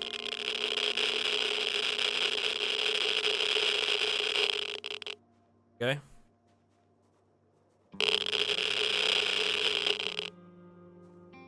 So that's telling me that I'm now within the area. I think what I'm gonna have to do, maybe, is hook up a battery to this item, potentially, so that we can remove the battery from it. Because right now, if I walk into the toxic zone, you can see, but it's gonna do that as long as I'm in there. It's just gonna keep going. So I think maybe we add a battery to it. It's definitely still on the loud side too, you're right. Definitely still on the loud side. This has actually been halved. The sound has been halved since the last update. It was very loud before. So I think maybe we half it again and then put a battery in it so that we can, you know, turn it off. But what I'll do is, for the time being, I can put this in the dumpster and come back for it. An on-off switch, yeah, exactly. Like an on-off switch, or put a battery that can be removed, anything like that. We have an echo detector as well that will help us find artifacts. But whilst we're inside the toxic zone, our gas mask filter will slowly decline. So we have to keep an eye on that. You can see it's just gone down a tick.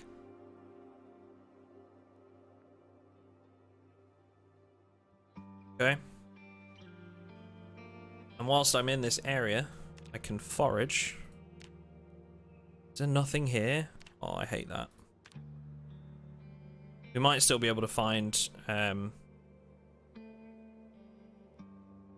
artifacts here. I hate when it does this in Zomboid. I don't know why there are nothing here zones. Note to self. Check the zone before setting one up. We might not actually find anything here. If it's a nothing to find here zone, we might not find anything. That's so annoying.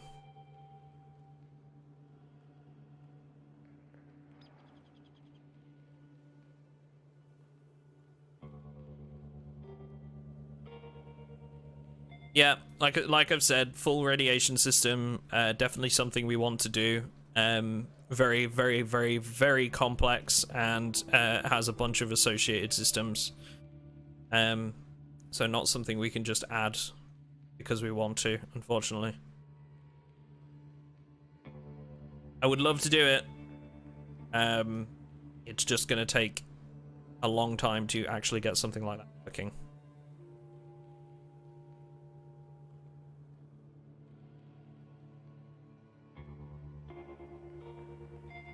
I'm gonna find all of these things, aren't I, on the... Oh my god. There's like bottles of beer everywhere, getting in my way.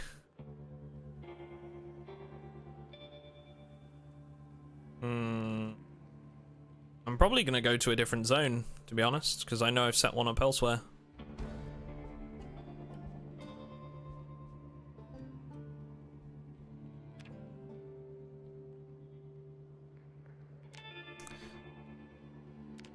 Hang on. Alright, let's see. Stop searching. Admin, toxic zones. Ah, yes. Right, I'm gonna turn admin on for a second here so I can show you guys. So also when we're in admin zone, you can see that we've got like the name of the toxic zone above our heads, which is really helpful. Let's go to another toxic zone that I've set up. I put one around... Where is it? This one? No, this one. Is this a nothing area? Okay, no. This, we can find things here, right? Yep, urban area, road. Okay, brilliant. We'll do some artifact testing here. So LV Burn Town checkpoint. For the purposes of this, I think I am just going to remove all the zombies in the area.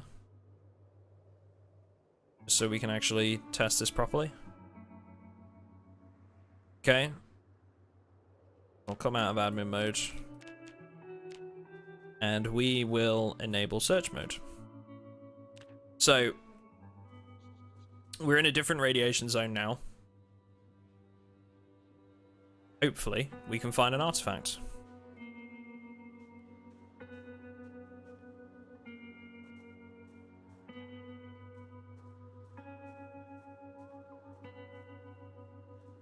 Build 42, they've already talked about they want to add dogs and cats to the game, so that like pets can give you different like buffs to things like happiness or stress reduction.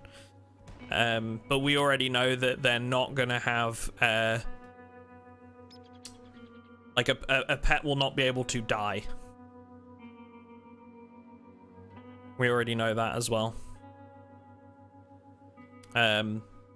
From zombies, at least, I say.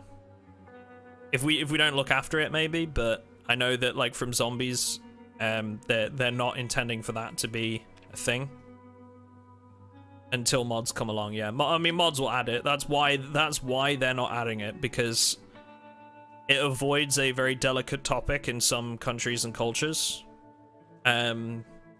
Also something that could be quite distressing for some people, so they've just avoided it.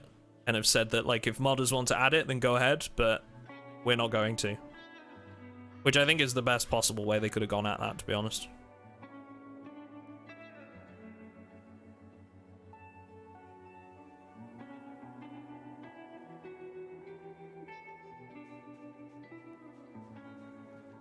Can we actually find...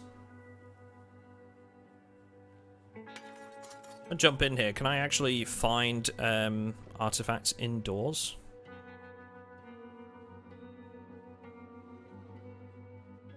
This is just all this stuff on the table here. Missing some textures for that steak. Things on the ground. So this is all a toxic zone that we're in right now. Well...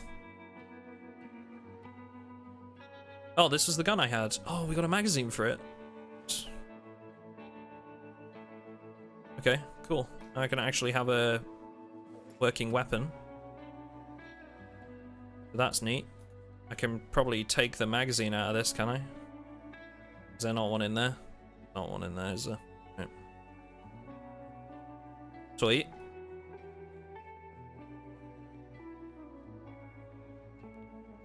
No artifacts indoors. What's going on, Sol? How you doing?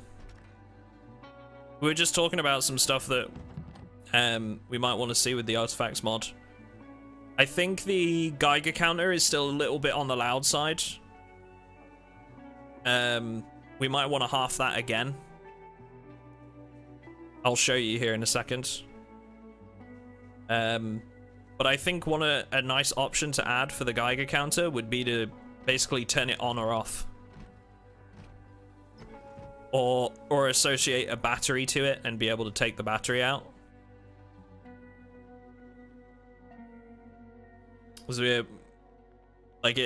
I'm conscious that like when the artifact is, when the Geiger counter is on, it basically just, you know, it's on all the time. there's no way to turn it off.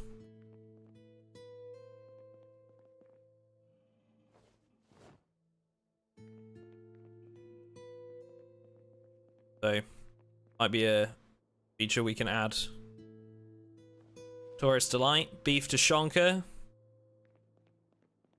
Nice.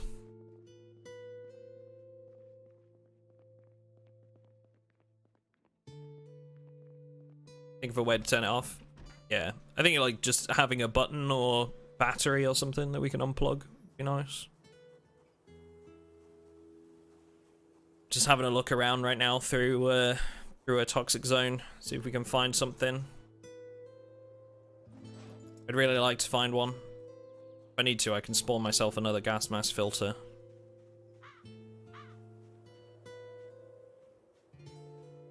We have how many levels in foraging?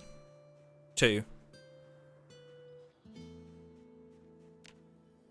Although I am literally finding nothing here. That's all.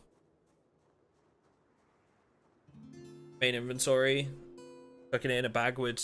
Oh yeah, that could work. Yeah. Is there a drone mod for PZ? Yeah, I don't think so. Can I have a propane torch? A welder's mask. I may just admin no clip through this so that we can continue our search.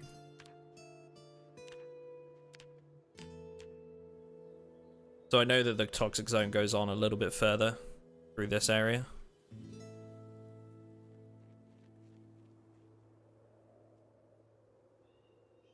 Finding much here though. The only thing that they do at the moment, Mystic, is allow you to search for artifacts. Artifacts only spawn in those radiation areas. And the artifacts are obviously then sold for money. But we'll be placing them around areas like military camps and bases, so that will basically, you know, do the same thing. Will mean that if you want to go to a military base, you're going to have a gas mask with some filters. So it sort of does the same thing, you know. If you want to find weapons.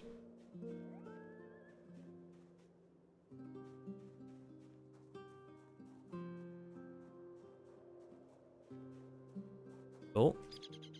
A stone! Not exactly what we wanted. But we can get some XP from doing this, at least.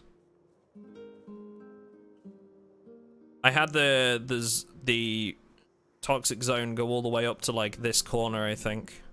That's how I did it.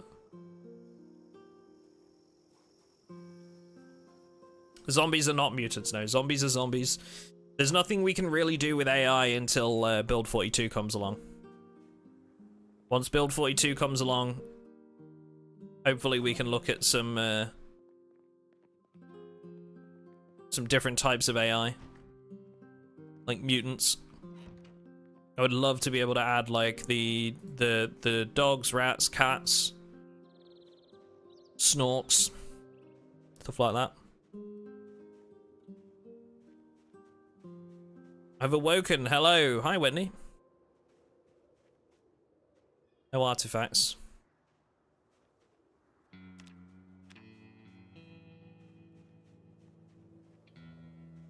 You plan to have AI traders in Build 42 even for multiplayer? Right now the traders are mannequins, or we can assign traders to any item right now. But yes, I would really like to make the traders actually like, even if they just stood there, right? I would love to make traders like actual player models.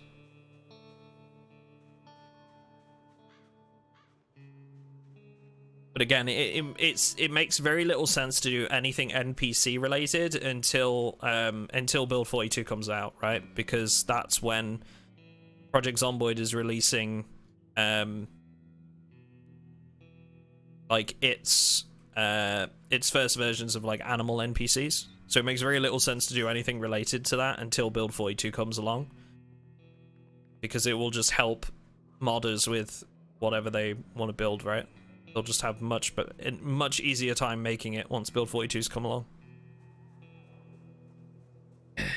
No worries, Rowan. Have a good one. I won't be adding Hydrocraft Galaxy. Way too many things in one mod pack. That's never going to be on the server, I'm afraid. Nope. Way too complicated.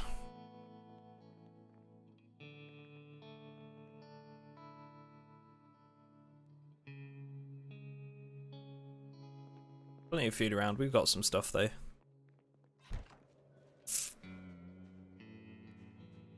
No luck on finding any artifacts, unfortunately. I could try the LV refugee camp, because we do still have. Wait, did I try over that side? I think that's still. Let's go into admin mode here. Just so that I can see when we're in the zone.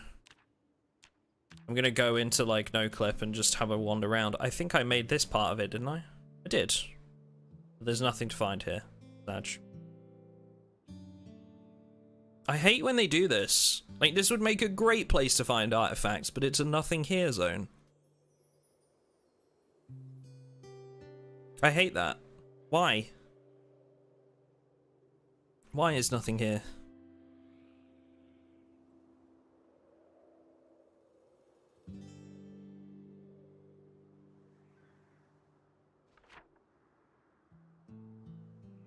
Taj.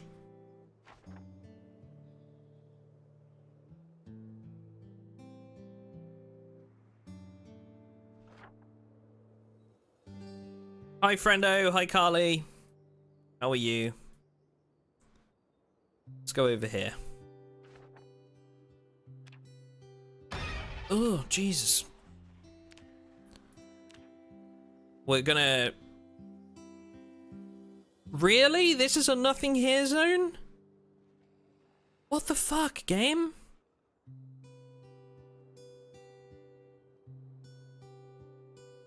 Wow. That's doo-doo stinky poo-poo. You know, like that. The whole like a huge part of the refugee camp is just a nothing here zone. Imagine.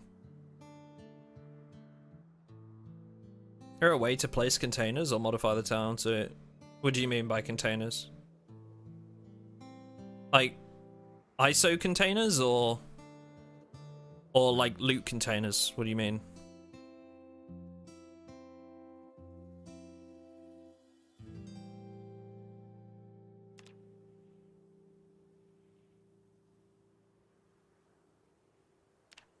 I mean, Build 42 is quite literally the first implementation of AI in Project Zomboid. So when modders get their hands on that, you know, you can imagine the potential. But until then, they're basically building it from scratch. So there's little to no point in any modder doing anything with regards to NPCs until Build 42 comes along.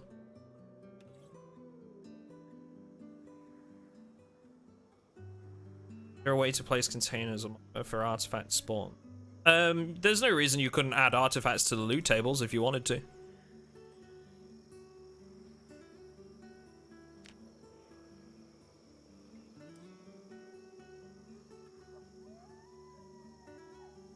Zombies are AI? They are, but they're very limited. Whereas, like, we're gonna get much more advanced behaviors. Okay.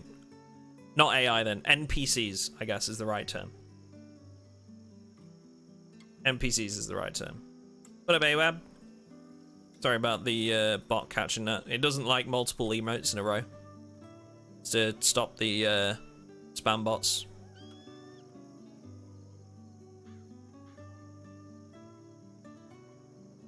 I suppose what I mean is like it's the first iteration of like NPCs with different behaviors than zombies, right?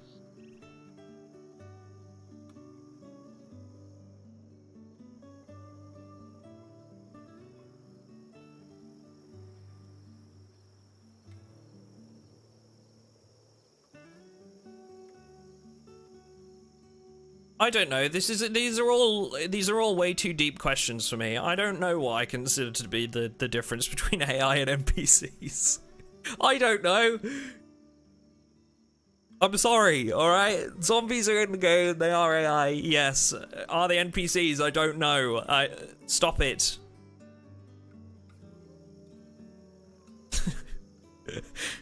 It's a little too much for my brain. What's the meaning of life? Zomboid. Easy. Next question.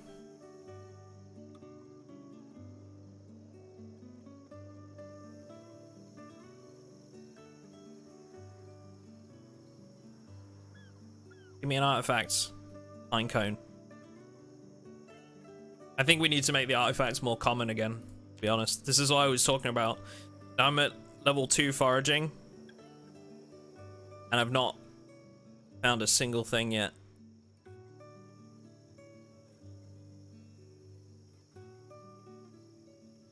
Granted, the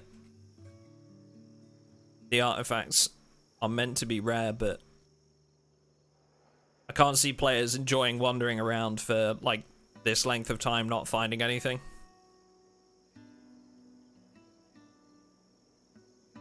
We are all NPCs, yes. True. Hey, there's one. He says it just as he finds one. So we found an artifact. I don't know why it does that as well. A little string of text comes up when I find one. I don't know if you caught that there. So when I picked up the artifacts, like a string of text came up. See if I can actually do it again. No, only when I find it. But we got one. So we now have a signet artifact.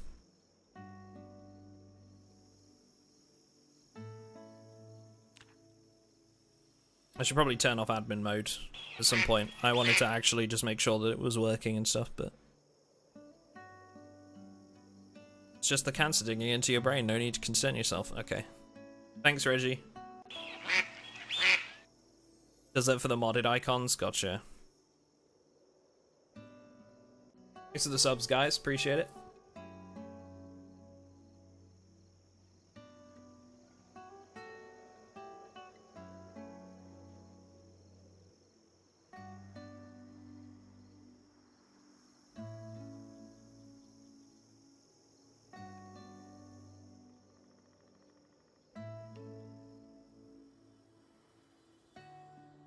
We're in a nothing here zone now. I don't know why it's a nothing here zone. That's really quite frustrating.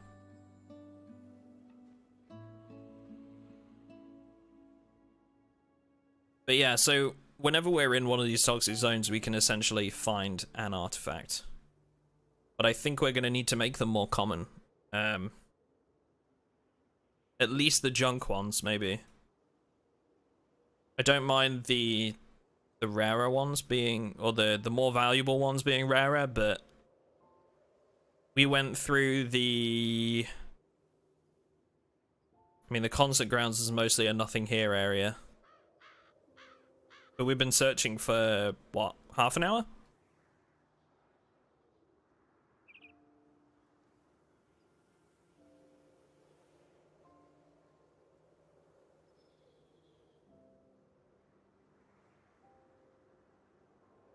Oh, what this? Cooking.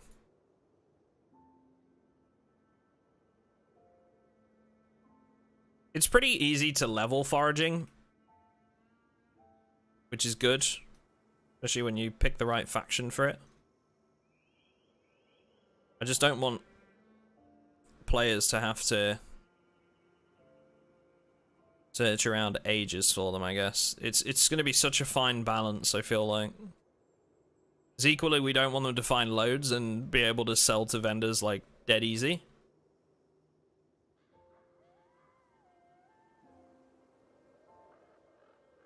But I do think maybe they need to be more common than this. Is it a plate?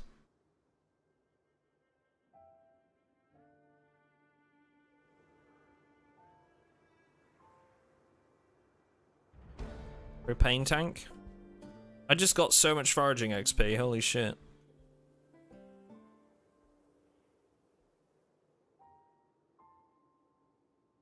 It still counts as the refugee camp right now. Which is why I'm just sort of scanning around. Looks like your nature abundance settings are very low. You might be right. You might be right. Should we have a look? Nature. Nature's abundance normal. So I guess we could turn that up. But it's on normal right now.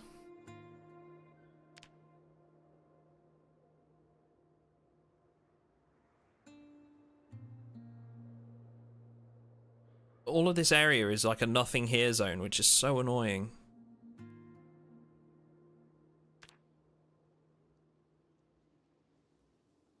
This isn't in the radiation area.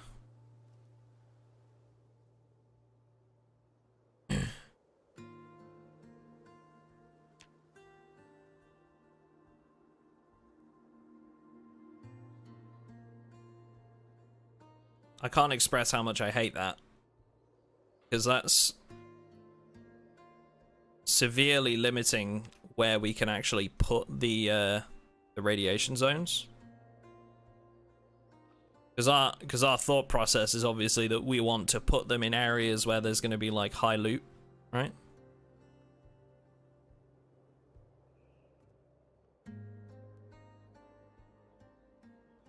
No point doing that if it's a nothing here zone.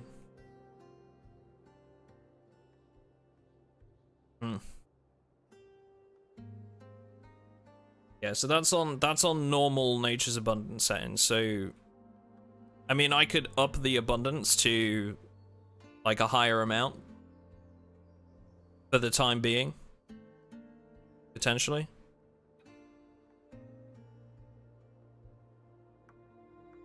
Is there a way to download radiation zone map packs?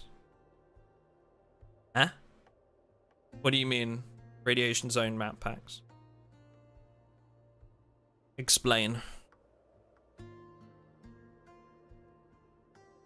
The Toxic Zone Stalker version mod is in the mod pack linked in the description, but you need to place them manually using admin. Be able to make Left 4 Dead like zombies in the future? I think they could do that now. You just have to commission a modder to do it. Left 4 Dead type zombies wouldn't be too out of the realms of possibility. There are already mods that adjust zombies, even adjust zombie models. But making mutants would be a totally different endeavor because, like, they act differently, right?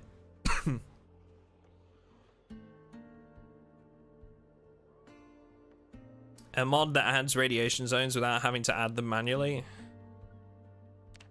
Not sure. I'm not sure how you could save it. There might be a way.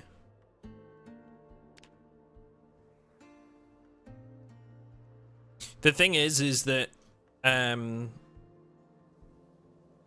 like so I guess sort of a running topic today has been, oh, we found another one. Okay, that's a second artifact. Cool. Did find one. A running topic today has been, oh, I'm upset this isn't in. The thing is that a lot of this is possible. You just need to commission a modder to do it, right? It costs money, and as much as I would, as much as I would love to commission a modder to make everything that I want, it costs a lot of money. To put it in perspective, we've spent over $600 US on the mods that we have. On the mods that we've had developed, we've spent over $600 US. And that's 6 mods that we've paid for. So You do the math. It's all commissionable, you know? It's you can hire a modder to do pretty much anything, but it ain't cheap. It's not free. They do great work, but I can't afford to put all of this in, you know? We can do a lot, but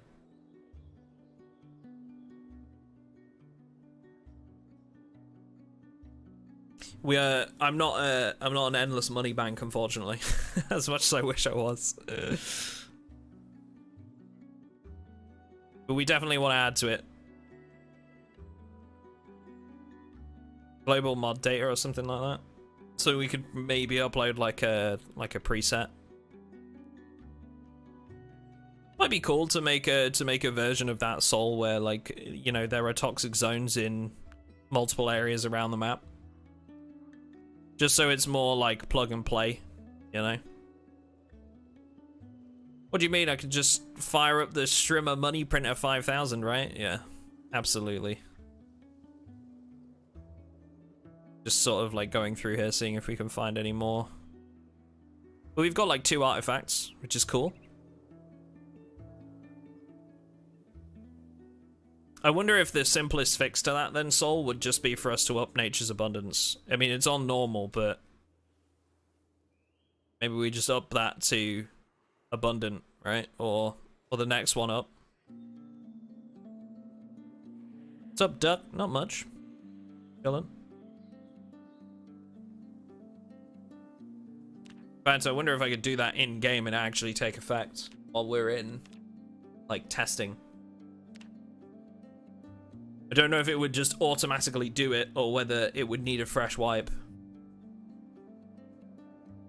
We can up it to Abundant, maybe. What do you mean by artifacts? Have you ever played the Stalker games?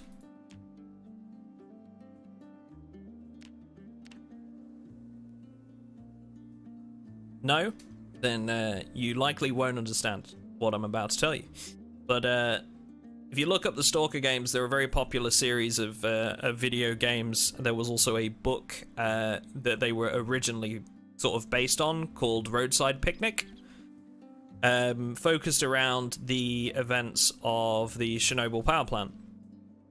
And essentially, the story goes that a bunch of these things happened called... There's another one. That's definitely... That must have made an effect, right? That's no coincidence that we just found one straight away. So basically, there was a catastrophic event at the power plant, and a bunch of these things called anomalies started occurring, which are supernatural events, considered a scientific marvel, and also created these things called artifacts, which are small objects containing supernatural properties, and often a lethal dose of radiation too. Still bummed the new Stalker got cancelled. Was so looking forward to it. What, Stalker 2? Stalker 2 didn't get cancelled, did it?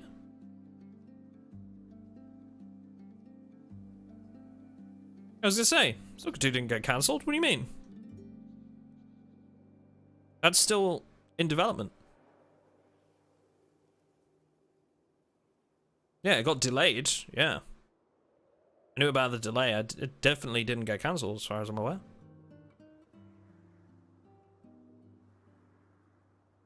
Now, if you mean socially cancelled, then they did get a hefty dose of criticism when they were planning on putting NFTs in the game.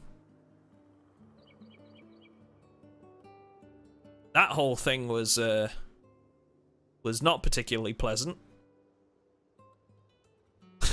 It did get a hefty dose of what the fuck when that happened.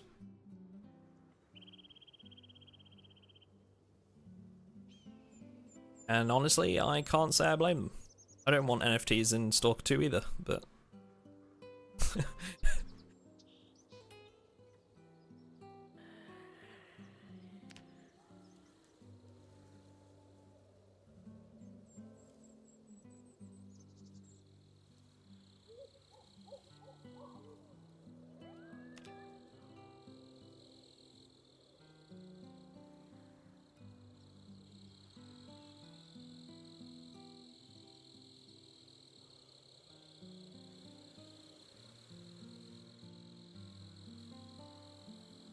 Yeah, it's still being developed though. It's not been cancelled.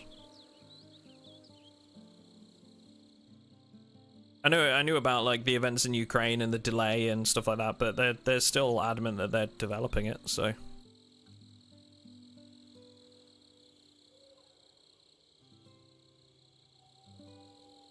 it's had its fair share of controversy. I would very much like for it to be a good game, but I guess time will tell, right?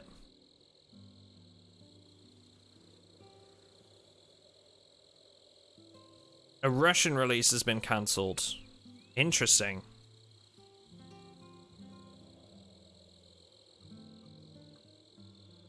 They changed it to the Ukrainian spelling after the invasion. That's cool.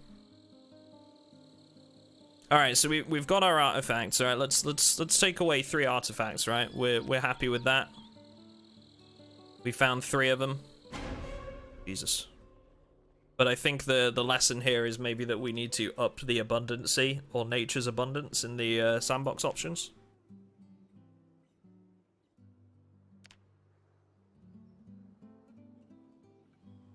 Which we've now done. And immediately found an artifact straight afterwards. So now, we can do... Obviously we would have to do this.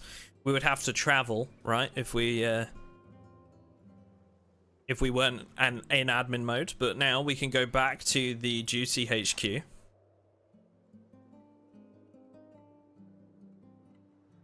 Yeah, I've heard about Into the Radius. That was the one you sent me a video of, right?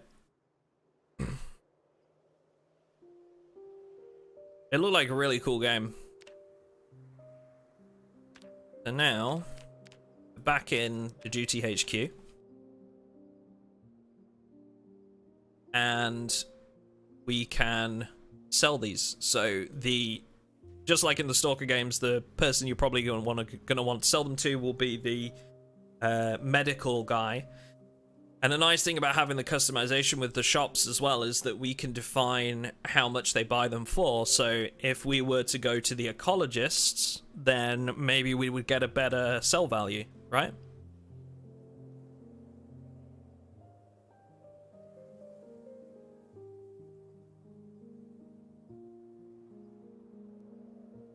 There's no special map mod for them, David, and the vendors is in that list.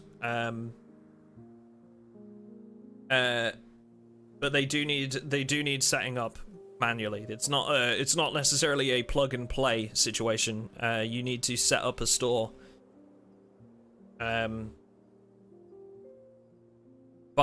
basically by yourself and define, you know, what you want those items to be bought and sold for and what their stock is and rest of it. So we can now drag these artifacts to this vendor. We can see that we get 9,000 for each one. Because that's what we define them as. And then we hit trade and we can see what our wallet balance is going to go up to, what we're earning. And just to show you guys as well, if I go to the info panel on my character, see that I have my wallet balance here, hit trade, and my wallet balance goes up. 5k bandage like in the USA. So I've set this up with rubles in mind. Something Chuck is going to be doing is adding like currency to the game. So there will be different currency types that you can set in the sandbox options. So if I could go to the sandbox options, basically find the shops and set it so that all the shops have like rubles rather than dollars.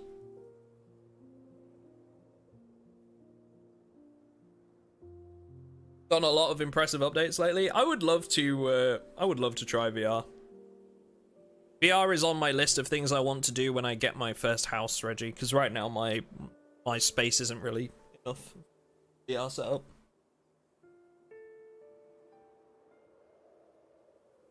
But yeah, so we have 30,000 rubles to play with.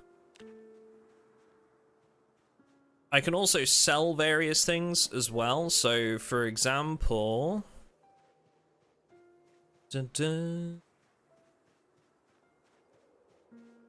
is our provisions guy. And I can say, okay, well, I don't need these, so you have to be holding it. Okay, it has to be in my direct inventory.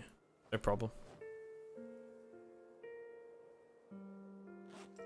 Nice thing as well about this is that, say for example, I transferred something that the vendor didn't want, right? Like this box of ammo. He says, I don't buy these, which is really nice. This was added in the last update, like literally last night. So I know why he's telling me I can't do that. But I can sell like food to this guy. Albeit he doesn't give me a very good price. I believe this is, off the top of my head, 20%? Is it 20 or 40? Yeah, it's 20%. So he'll give me a 20% value.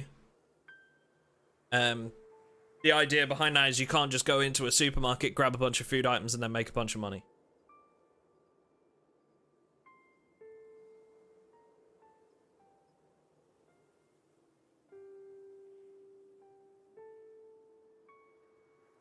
That's awesome, Anubis. I'm glad you're enjoying the content.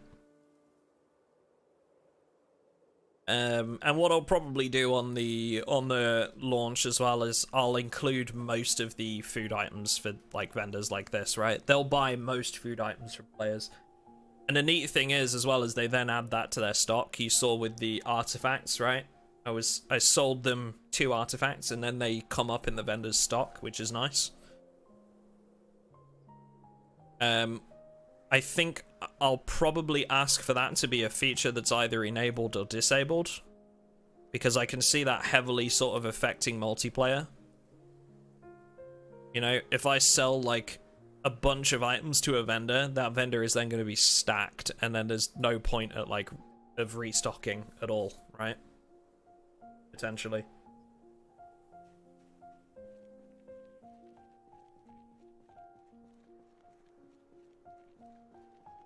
So, again, still in development.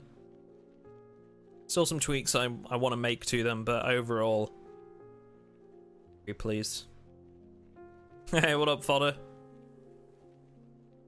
Appreciate you, dude.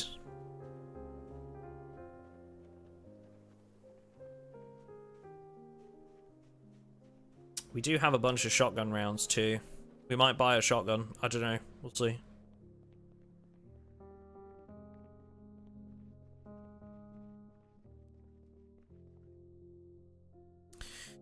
Oh, you know what would be a really nice quality of life feature for this mod as well? That I'm just thinking of. So right now, this guy buys the weapons that we have defined, right? So you can see that he sells these items and he will buy these too, right? What I think would be a really nice feature to add for managing stores would be to say, he buys like what he will buy by category. So he'll buy anything weapon, anything ammo, and then set a percentage that he'll buy that back at. That would be really nice, because then I wouldn't have to go through adding all these items individually. It would be such a nice thing to add. I might ask Chuck to see if he can do that. Make everything like 10 times easier.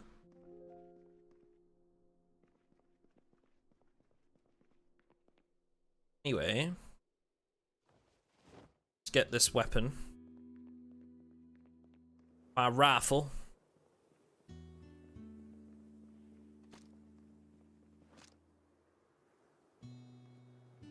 Okay.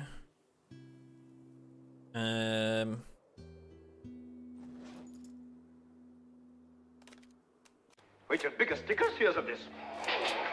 White! Take him away! Oh, sir. No, no, I want him fighting rabid wild animals within a week. Yes, sir. Come on, you. Thank you very much, Anubis. Welcome to the pond. Appreciate that, my friend.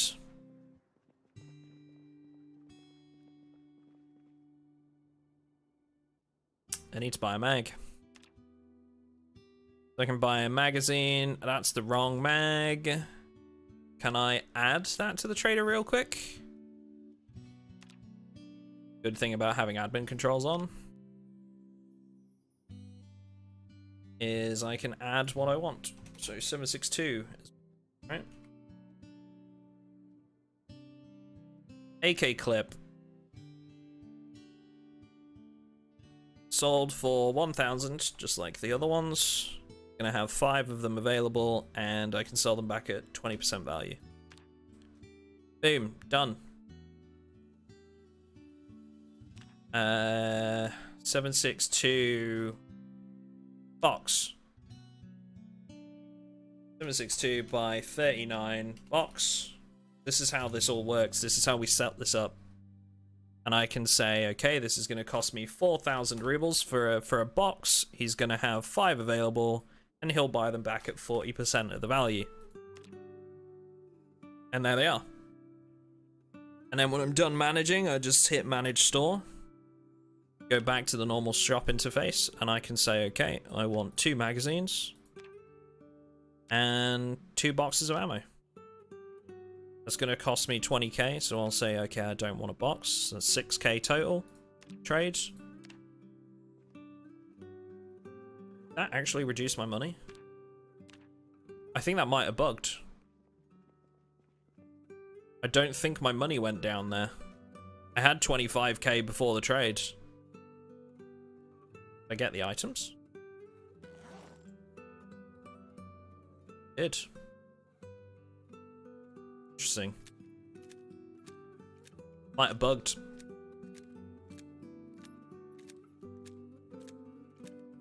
Maybe you could have a preset table that is converted to a list for the vendor.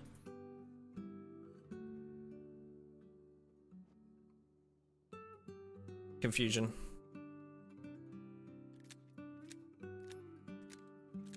I don't know what you mean.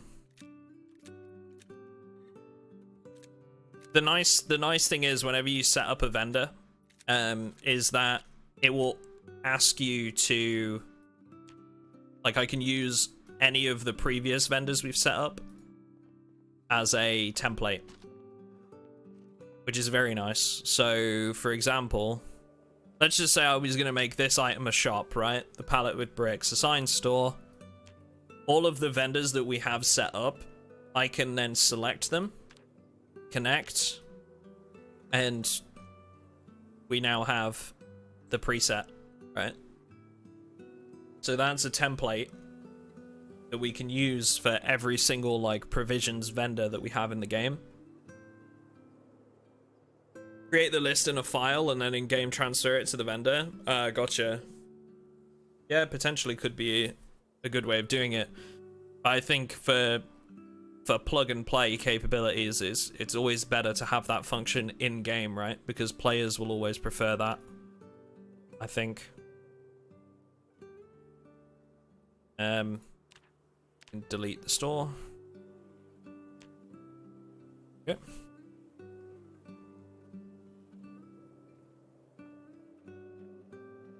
Yeah, it's a really good system. We just need to add to it, basically. And we will do so, slowly but surely. We just need to add to it.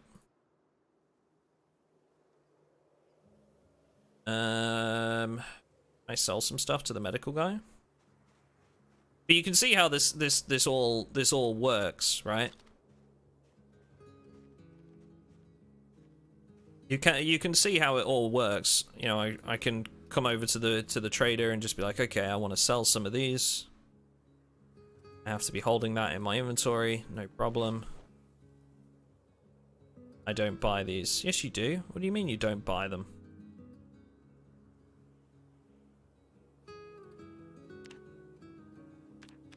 Literally have them. Did I set that as like a 0% buy?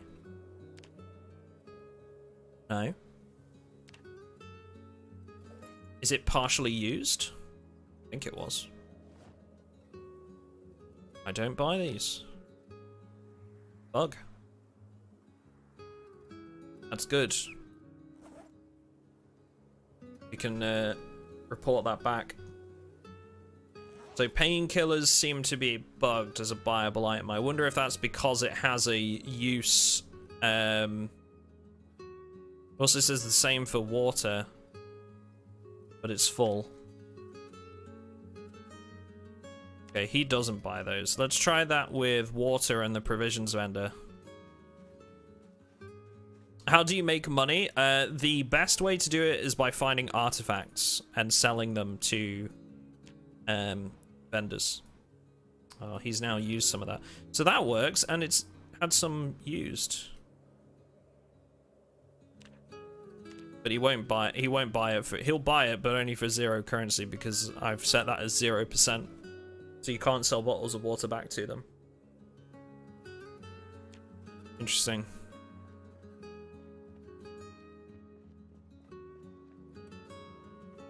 I can report the painkillers as a bug though. Alright, let's get some gear. I should be able to buy some armor.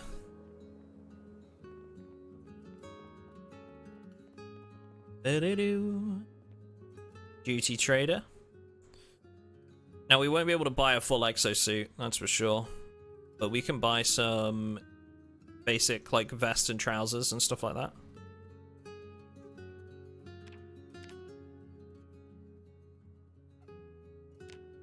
Just about. Just about. And we'll get a gas mask filter for the road as well. That worked. I don't know why it didn't work the last time. Alright, let's wear our new gear. Yes, boys.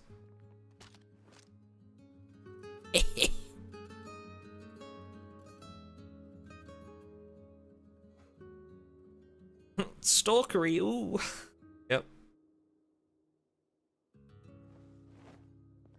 That's the beauty of this system, man, is just being able to like buy stuff. Who dis? TJ, thank you for the $20 super chat, man. I thought you were a super people streamer. Negative. Negative. TJ.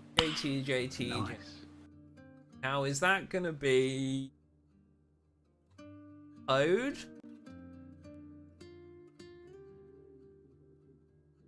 Or Willie? Or who be the TJ man? Streamer play Armor 3 BR.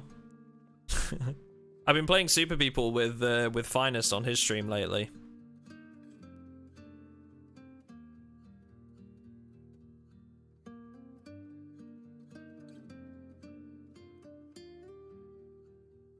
Toad? Toad, you mean? Mr. Todd?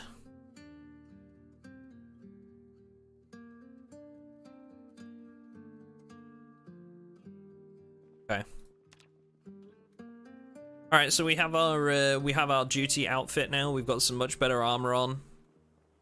Gonna need to dump my stuff. Thankfully, we have a bin handily positioned right outside the traders because we knew that was gonna be a thing. People ending up buying gear and then having too much gear. The bin outside just allows us to delete that.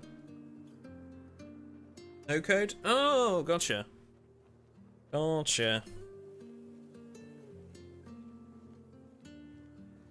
Hey, thank you for the super chat, man. That's very kind of you. I hope you've enjoyed watching us play Super People with Finest. It's been a really good game, actually. I really enjoy it. Do I have enough money for more ammo? I don't. It's like 4k. I have a little bit left in my filter, and I have one more filter left. We could go out and try and find some more artifacts. Need to get a safe house going too.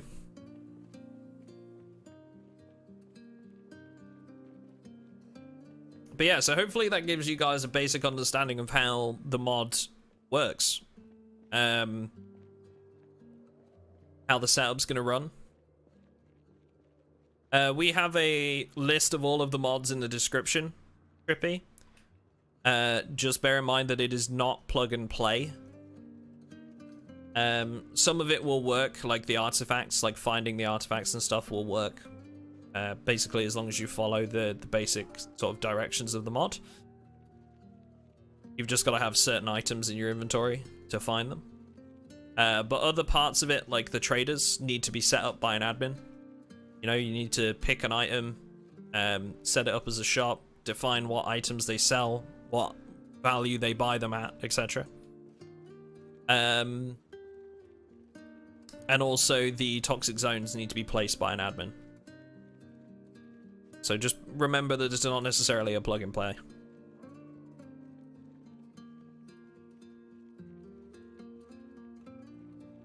Here's a very interesting thing is that folks can actually group up easier this way, do raids and get... Yeah, exactly. So whilst we're a PvE server, this is like well and truly will be possible for people to use this as like a PvP function. I can't do this in a solo game. You can do everything, you just need to set it up.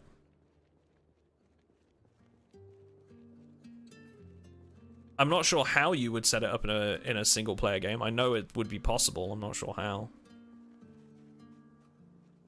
Probably need to just run debug and do it through the debug menu instead. Perhaps.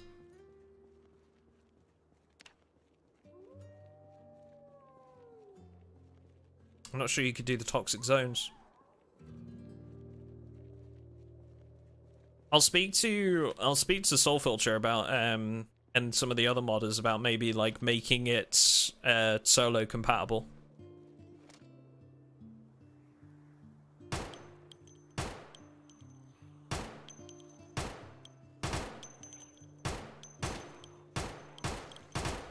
My aim sucks.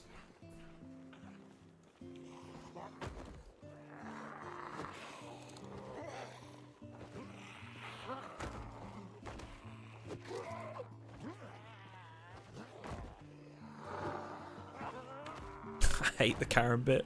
It's so bad.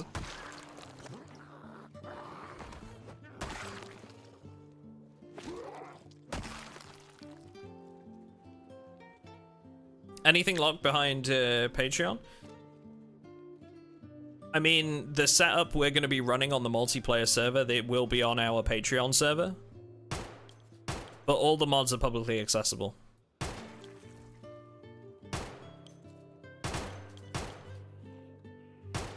We've made all of the mods publicly available, just so that people can, you know, turn them into whatever they want, run them on their multiplayer servers. Whatever they want to do, really. It's possible, just wasn't part of the original plan. Yeah. I mean, that's, like I say, that's up to Soul and the other modders if they want to make it sort of compatible for single player.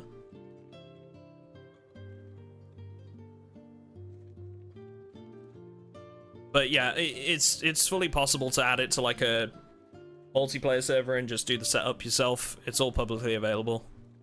I'd love to see other people running this on their multiplayer servers, and the whole sort of idea behind this was to try and open the floodgates, if you like, and have other like people think, oh, I would love to run this on my server, but I want to add this, and then commission modders to add that, right? I think a lot of people don't realize is that a lot of modders can just be commissioned. You know, you can have them work on something that you're interested in, providing that they are interested too. You know, people like Soul Filter, Shark, here, everybody that we've worked with, really. You can commission all of them.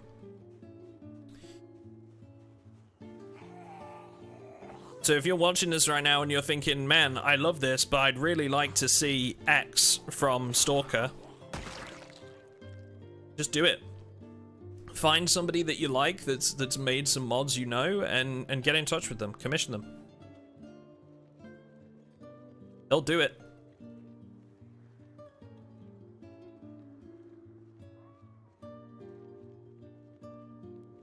As much as I love running the rifle, kind of need to equip an item in my main hand that I can at least bash some zombies with. Sell the karambit to some unsuspecting CSGO player? True.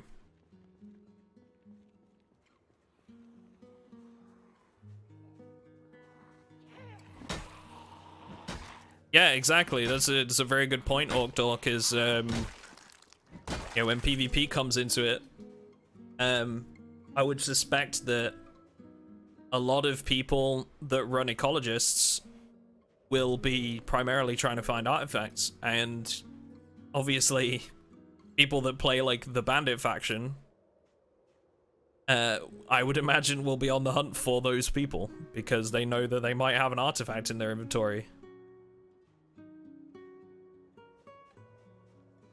And that's the great thing about mods like this, like the shop system and the factions working together.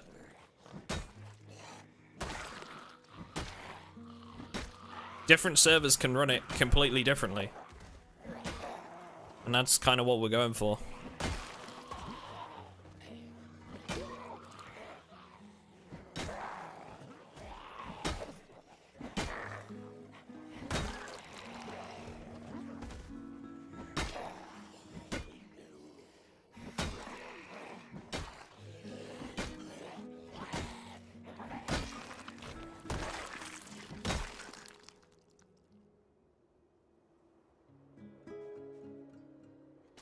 Hey, what up, Chris? How you doing?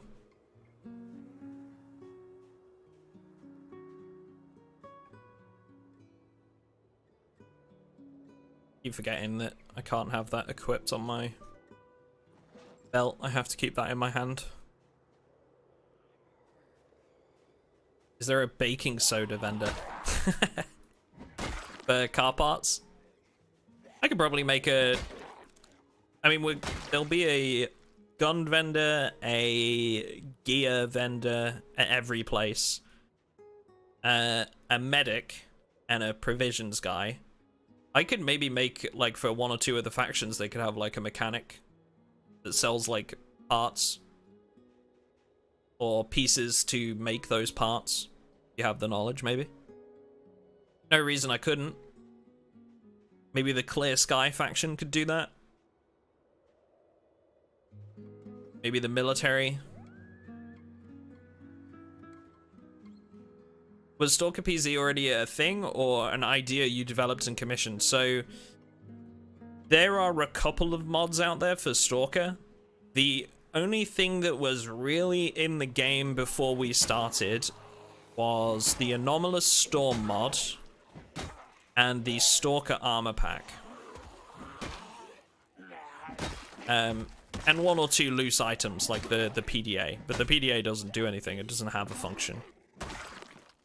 We then came at the idea of Stalker being added to Project Zomboid and commissioned about 6 mods to be made that cost just over 600 USD.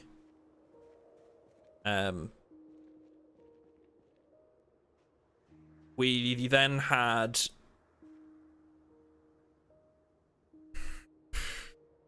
two custom maps made by one of our admins that looked into like actual map editing.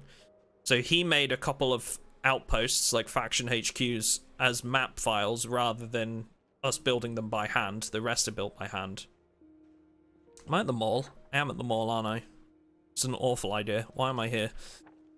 I might have a look through the car park, maybe. See if I can make it down there without drawing too much attention to myself. So they made a couple of maps for us. And the rest was handmade in the game using admin tools. So we've been able to put together faction HQs. The mods themselves add all of the factions as choices instead of occupations.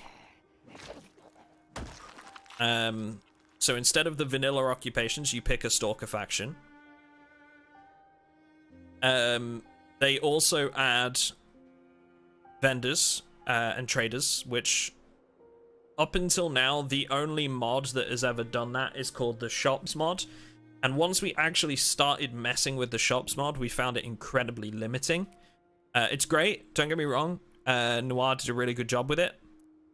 But it doesn't offer you a lot of customization potential. There is one shop, and that is it. You set the definitions of that one shop, and that is the shop that runs on the server. There's no... You can't set up multiple types of shops with, like, unlimited stock type or restocking.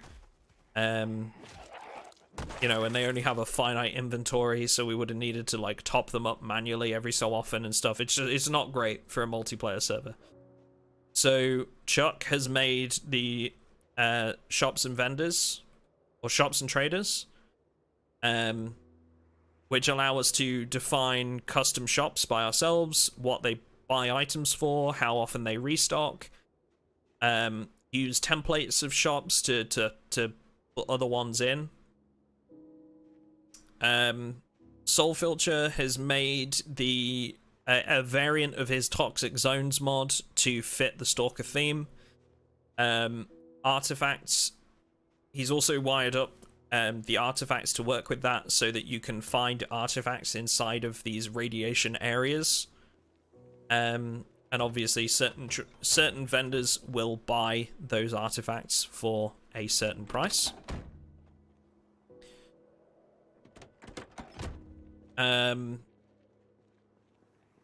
Shark has made the 3D models for a bunch of the artifacts. He's also made a bunch of, like, items for food, drink, alcohol, cigarettes. What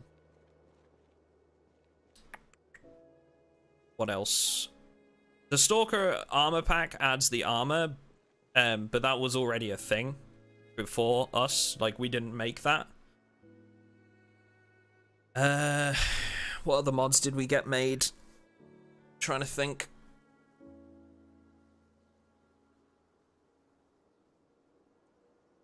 Am I missing anything? Oh, the Geiger counters and the echo detectors.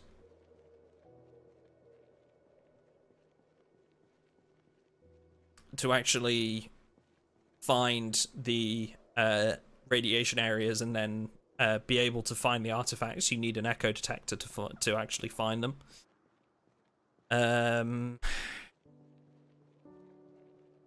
What else? I'm trying to, like, think of the other stuff, because there is other stuff. Gas masks with filters.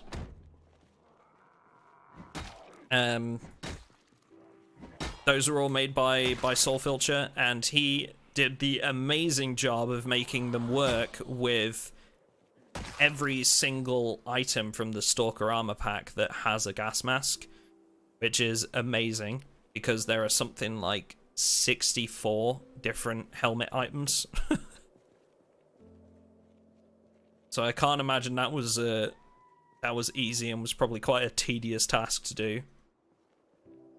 We are using the Stalker Stimpaks mod. Yeah, we're using that. So you can actually make your own stims with a chemistry lab in-game. Cool. Honestly, like, if I had my way and, you know, we had an unlimited budget, I would love to make a, like, Stalker weapons pack, if you like. I noticed that there is a weapons mod that allows you to actually take weapons apart into different pieces.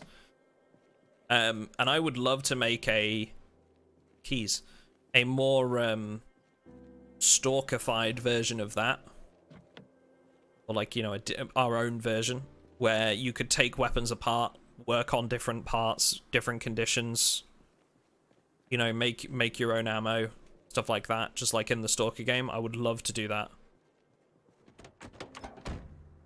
But again, it's a case of it's a case of money and time, of course. What skill is required to make the stims? Good question. Soul Filcher? You want to answer that? I believe it's a case of having the magazine and then building them. It might be first aid. I'm not sure. I've not actually tried these Stalker stims yet. We're missing way too much from this vehicle for it to actually be useful. Do I have a key for this one too? Or is this the one I have the key for? Oh, it is. This one might actually run.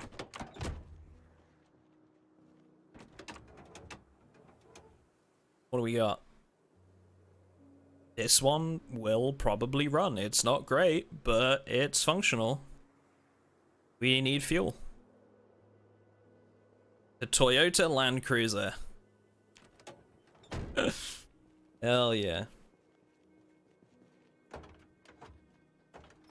It'll run. Just need the cam lab and ingredients. Gotcha. Gotcha. Are you reading chat? I am, yes. There are no other players in this server. We're on a recording server right now. This is like a test environment. It is multiplayer, but it's it's just me on at the moment. This is going on our Patreon server on the 1st of September.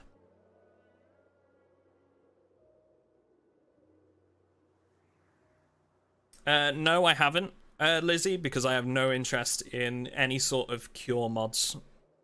I think the zombie infection is a very important part of Project Zomboid, and me personally, I have no interest in removing that difficulty element from the game.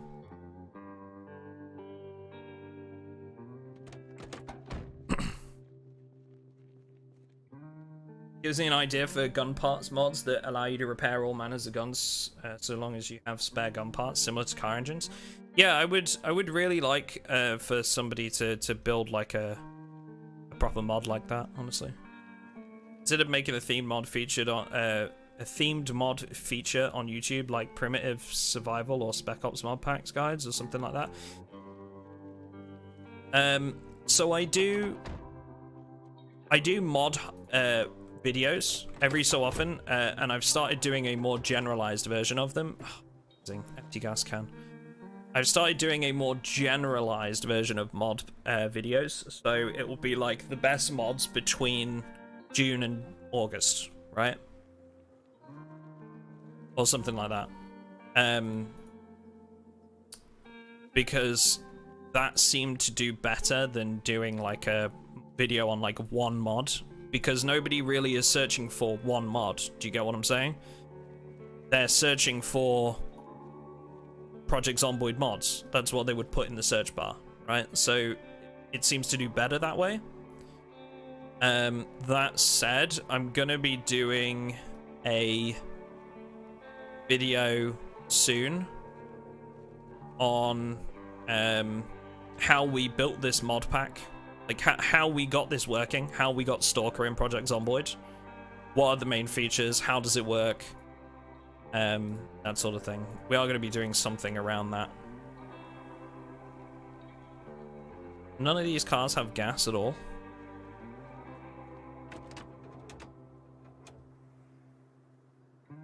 I meant like which mods would go well together to create a theme.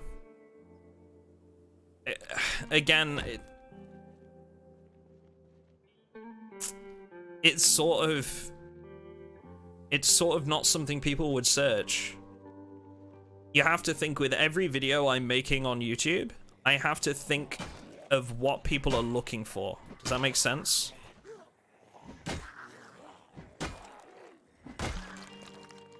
So what are people searching for, right? And for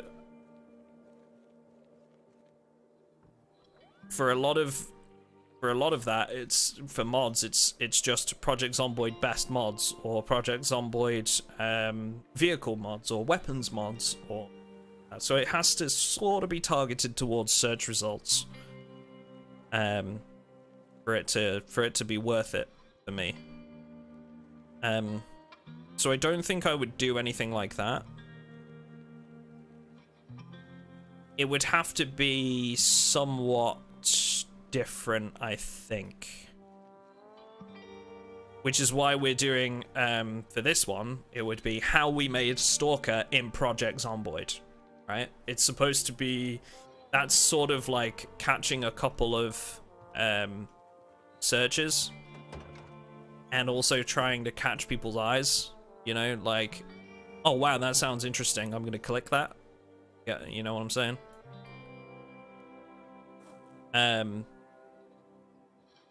Like it's a really out there thing.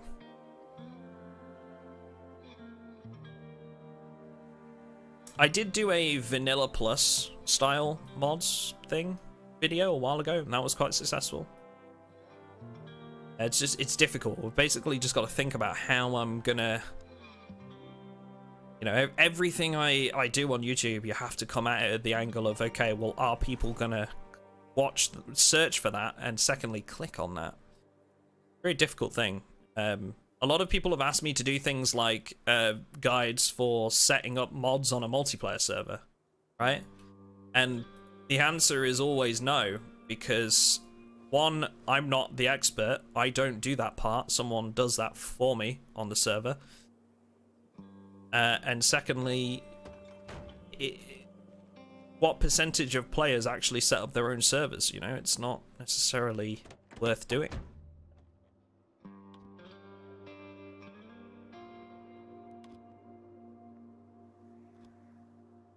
Wait. The battery not charged? Come on. Or does it just not turn over until it actually works?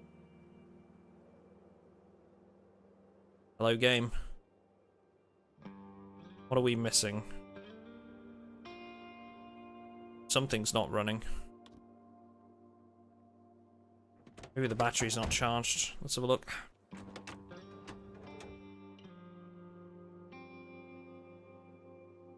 How difficult is it to start a dedicated server with this mod pack? No different than it would be with any other mods. Yeah, it needs a new battery. Heavy duty. No different than it would be any other mods. The only difficulty comes from the manual setup, really. If you're asking me how do you put mods in a dedicated server, I don't know. Don't ask me. Like I just said, I don't do that part for our servers, so I don't know, unfortunately. If you're asking me, is it any difficult than regular mods? No. It's exactly the same. Works in exactly the same way.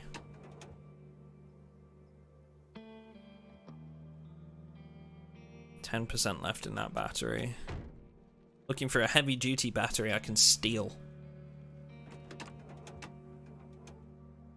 Music, the music is just like a playlist I play from Epidemic Sound. Epidemic Sound is like a it's like you pay for it monthly, but all of your music is like, all of the music is licensed on your channels, so it's like paying for a music license, basically, to be able to play this on YouTube and Twitch and stuff, and they have a lot of stuff available. Really nice.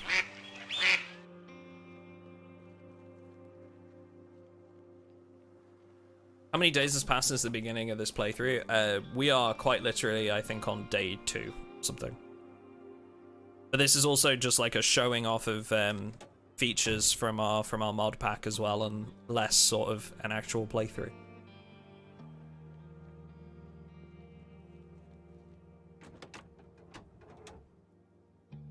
I'm glad that that the videos have helped get more people involved.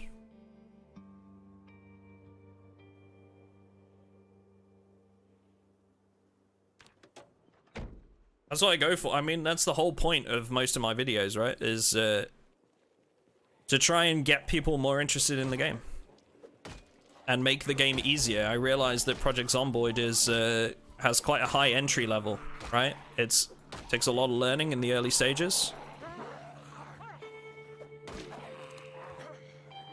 So if I can make that easier for people and thus keep more people around, then great. Hello? Kill the one that's grabbing your ankle, not the ones that are laying on the ground. Lord.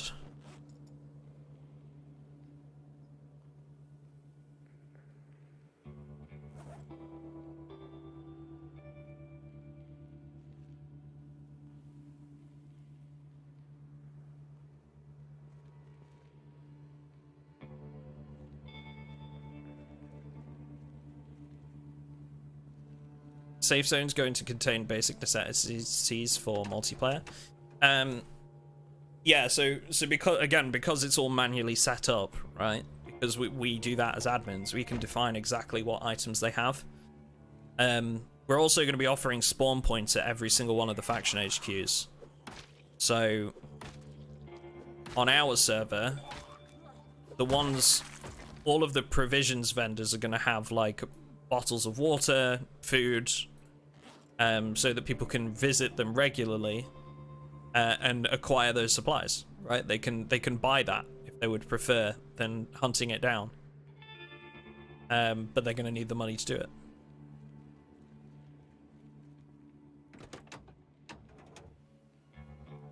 What about multiplayer books? Probably not. I don't want to remove all of the need to loot, because it's quite a key part of Project Zomboid.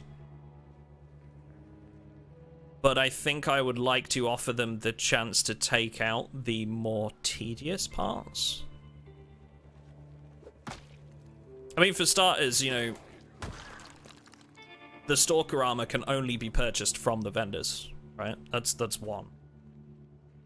2, food and water, ammo, magazines, and with a mod like Britta's, being able to buy the ammo and magazines for the gun you have rather than have to scour gun store after gun store to find the right ones.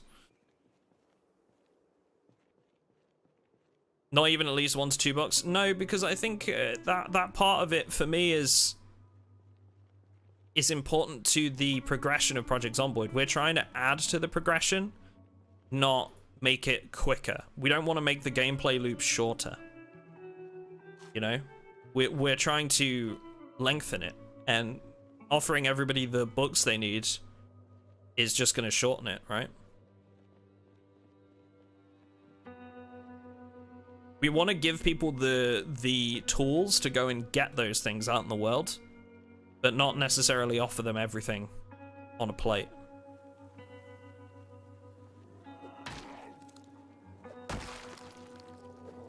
It'll be basic necessities and then luxuries, I would say. Like, you know, you'll be able to buy everything you need to go artifact hunting. You'll be able to buy gear, weapons, food, water, meds.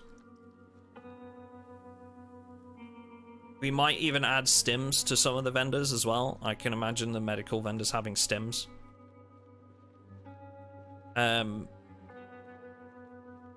But I think adding skill books to them would be going too far, I think. Personally. I can probably add, like, stuff as well, like, maybe, like, stuff for various farming or fishing or whatever. Not sure. I think I'd definitely like to keep the skill books away from the vendors.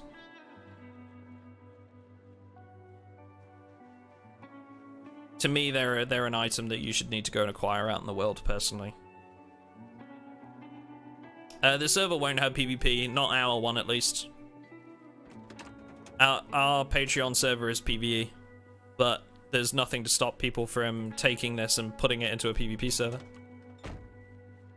Twine is a limited resource since its drop rates are abysmally low, so having that vended would be nice. Yeah, yeah.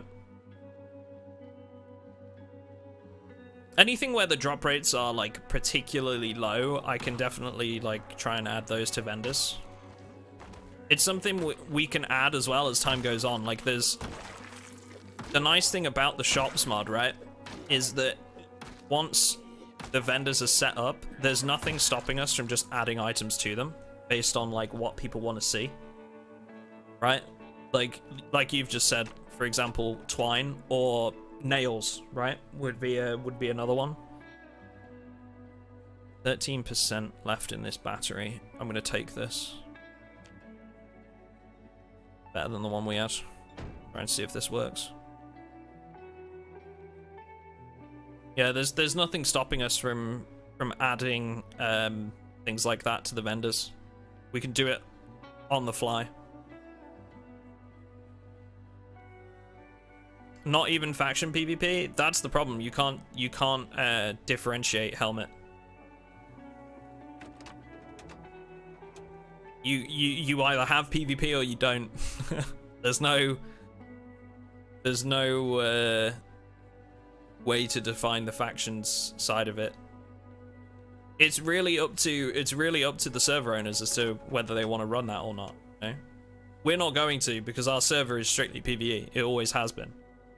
But there's nothing to stop other people from taking these mods, plugging them into their server, and saying we're going to run this as a PvP setup. And I encourage it. You know, we want people to go away and use these mods. That's the whole point. But for me personally, it makes absolutely no sense for us to make a PvP environment on a server that people are paying to play on. Because people can't separate the game from real life sometimes, and there we go. We're up and running. And people can get upset and annoyed with one another, and I just wouldn't want to see that on our Patreon server, you know? NPC vendors going to have rare item tables that allow them to vend really rare loot that rotates in chance once a day. So the way it works, Chance, is we can give vendors a predefined stock amount of an item. So they will start with X amount, right? So I say, for example, I want this vendor to start with 10 spare engine parts. Now, those vendors will then have a restock cycle time that we can set them with as well. So I then say, okay, I want this vendor to restock every 48 hours, for example. So we can define how many of that item it has in between a restock cycle, basically. Does that make sense? So it wouldn't be like a chance that they would have it. It would be they would always have it after a restock cycle.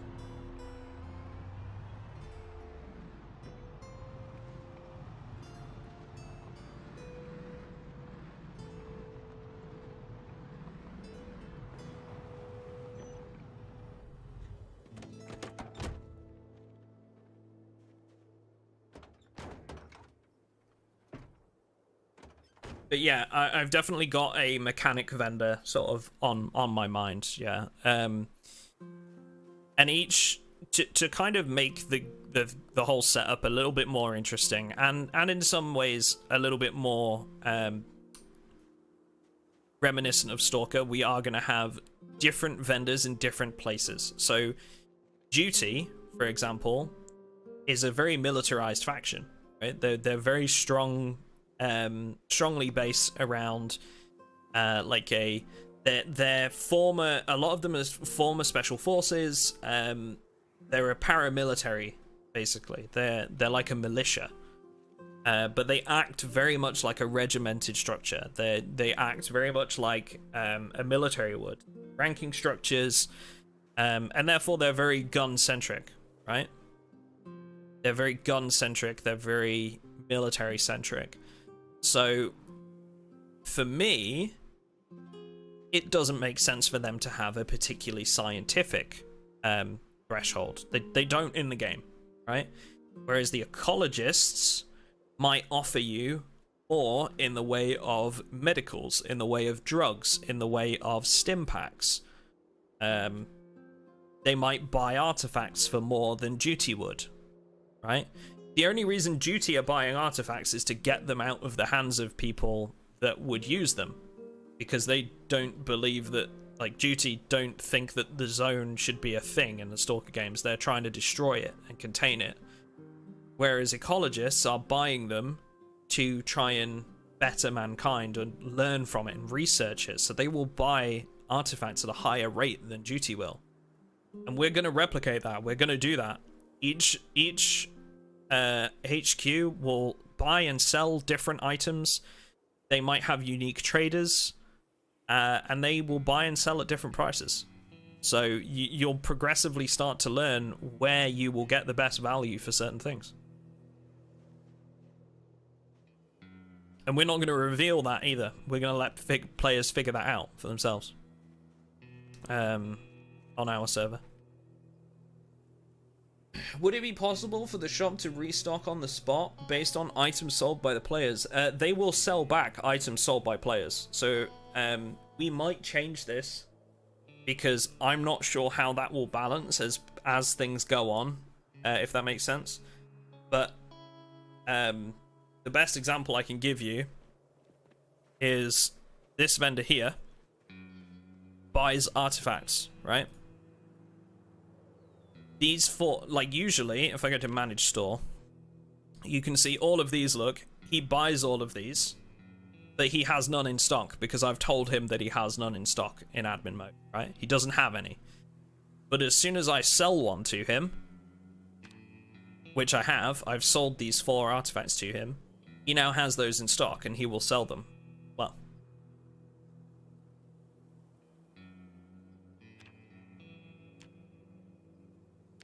Does that make sense? So we might tweak that. I might ask Chuck to change that or give us it in a sandbox option. Will he, does he sell back items? Because the problem with that I'm seeing is that somebody goes to a supermarket or 2 or 3, finds a bunch of food items, sells them to the vendor, and then that vendor has like 50 cans of Tushonka that he can sell, right? So we might need to have it so that every restock he goes back to the default value, or maybe doesn't do that, like he doesn't resell them, he just buys them and then they vanish. Maybe make that a sandbox option or something. Okay.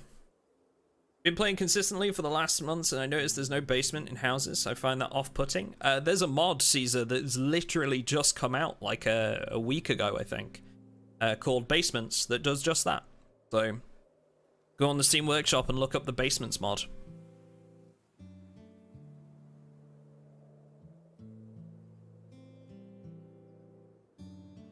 Love your work and your videos. I'm looking forward to seeing this mod get tuned. Thank you. Me too. How was the experience commissioning the mods? Did you have any major problems during it? Not really, no. I literally just messaged them on Discord or Steam or whichever way I could reach them. Said what I was interested in making and what I would like to ask them to do. Shark was particularly helpful. Because Shark knows a lot of the other modders, so the first part of the first mod we made was by Shark, and I spoke to him for some recommendations to other modders that we could reach out to for different things. And he was really, really helpful.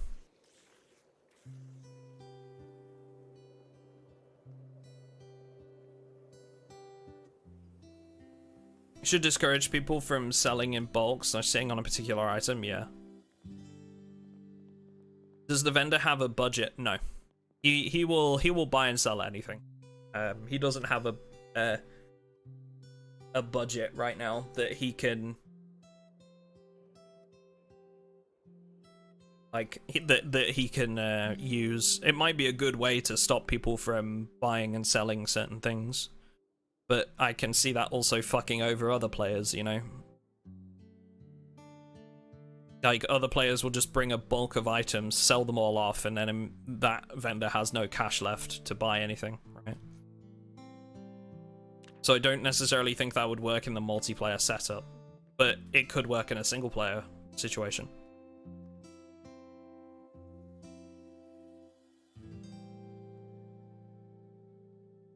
I feel like I should earn some money to buy a pistol and just start there.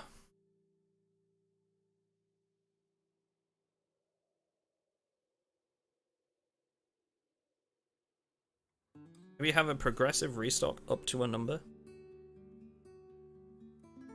Yeah, I don't necessarily think that camping the shops is going to be an issue. At least in Project Zomboid, because it's not like, or at least on a smaller server, right?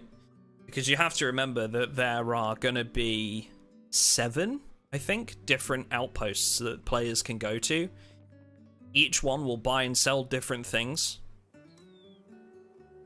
Like, there'll be little variations, and there's only gonna be about 40 players on the server.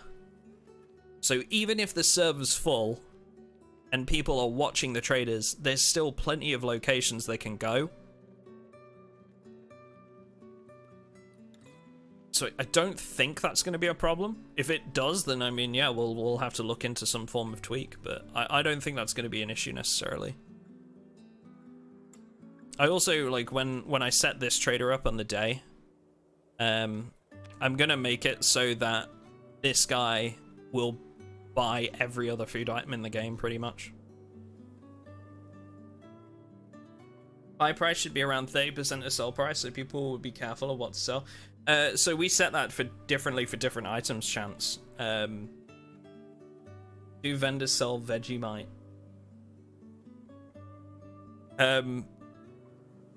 They'll buy and sell different things at different prices. Like, for example, food and water, we set at quite a low buyback percentage, something like 20%. Whereas gear and weapons, they might buy at a better price. Artifacts, they buy back at 100%. Because that's a key part of the progression, right? Is you go and find an artifact and they'll just buy it for like 9,000 or something. So yeah. So it's all customizable.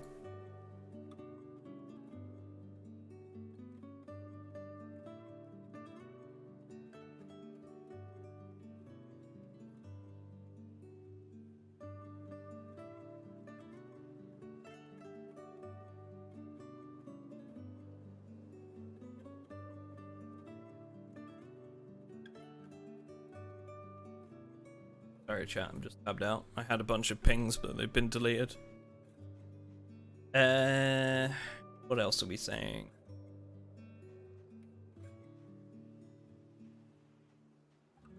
Yeah, I get what you mean, Chris. Yeah, for sure.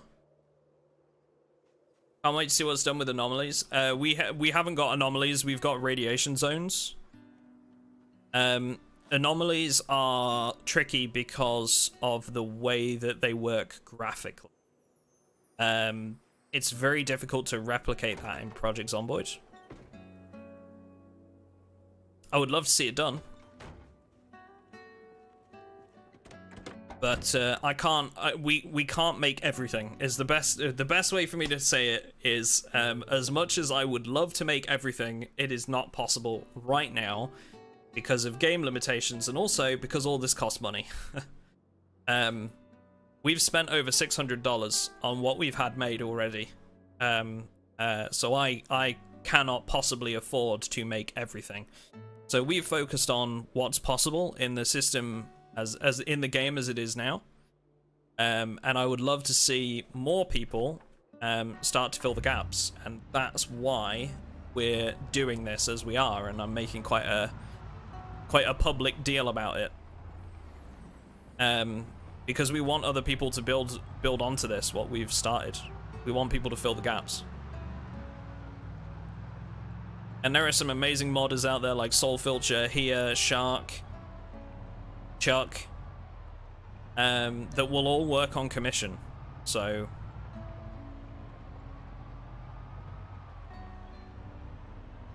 I definitely think it's possible. Am I actually going to be best, like, following this all the way down? Can I do that? Yeah. Just follow this all the way to the end. And cut in when we reach the bridge. Easy. Designed to inspire. Exactly. It's designed to get people thinking about what is possible and how this all works.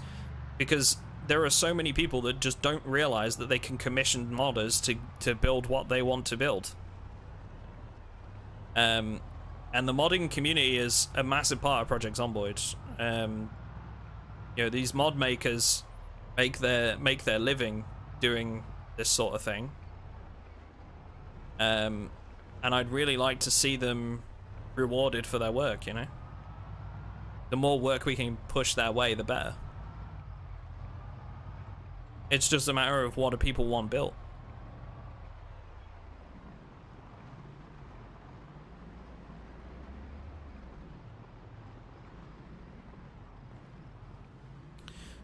So don't take this as gospel, because I'm not like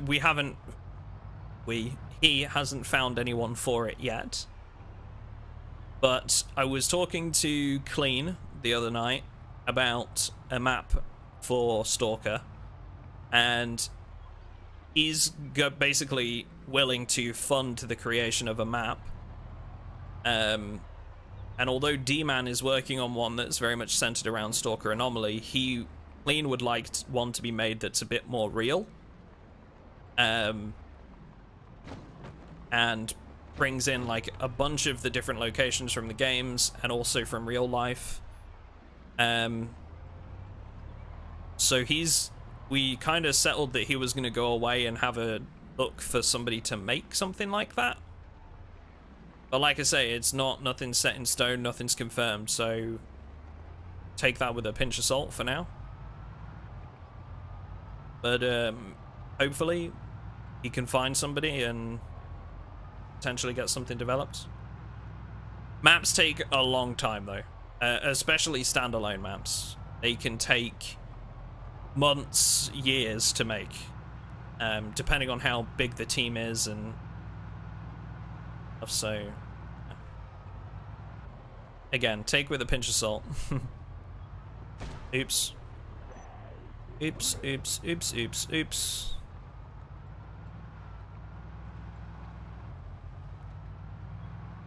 So many zombies around here that it's like lagging me.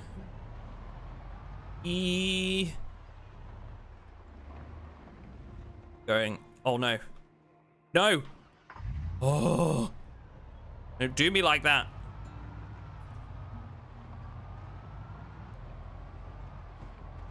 Honker.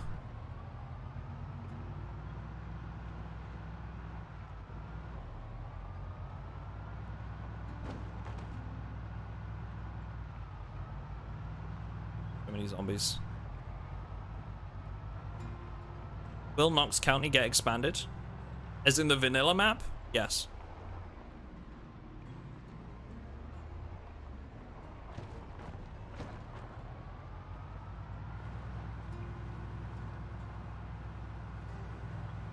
No more map pieces are going to be added after Louisville, but they've already built stuff. There's literally stuff on the map you can go and find now.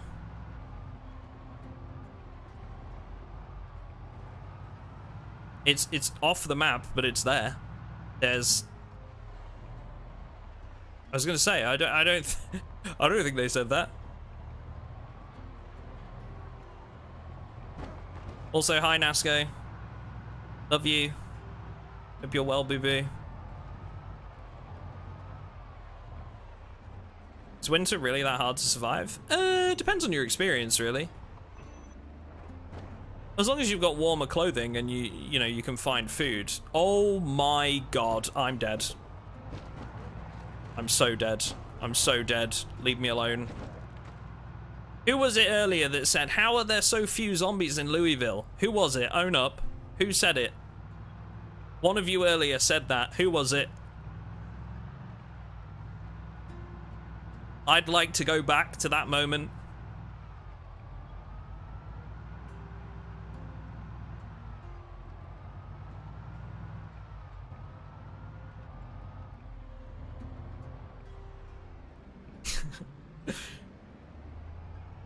I think you found them, bud. Yep. I'm near where I want to be too, which is really annoying that there's this many in the area. This is where I want to be, just to show you like how there's actually not that many firearms on offer.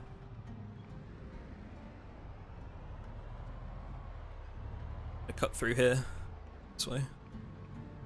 Oh, this is... Oh, this is not the place I thought it was. Oh, dear. Okay.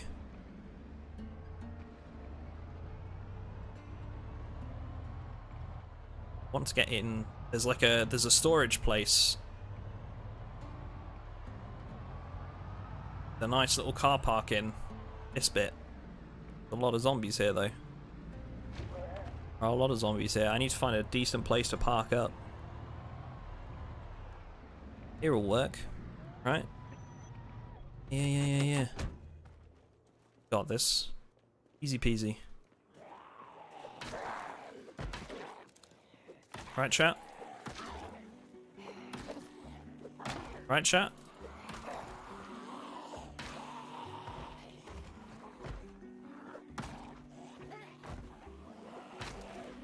Be great if I could actually kill one of these instead of just knocking them over. I don't think I killed a single zombie there. That was doo-doo stinky poo-poo, is what that was. How am I this bad at killing zombies? Ugh!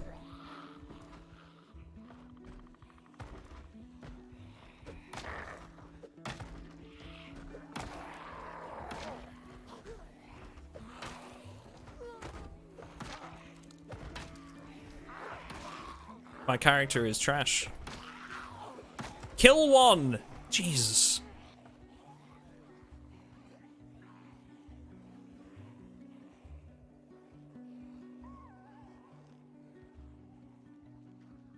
Server player numbers, we're gonna have 40 slots. Usually we're full on wipe day, so I'm fully expecting 40 players.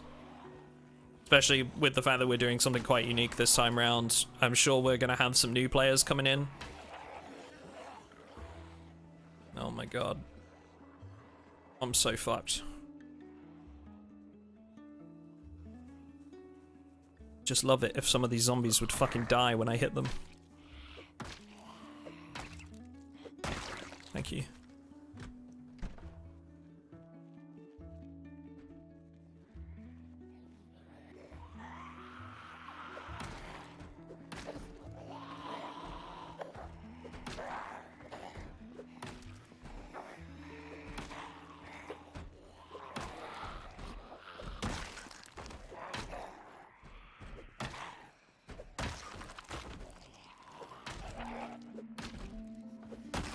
I get that we're like a relatively weak character right now, but my god.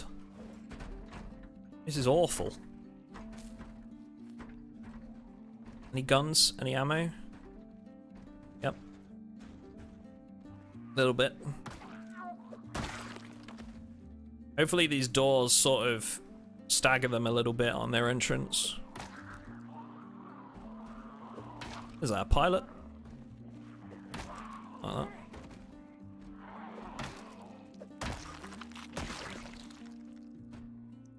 Oh, it's a biker.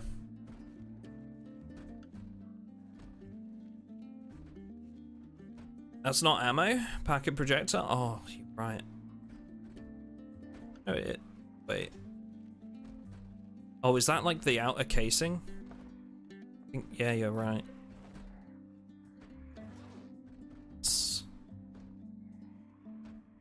Yep.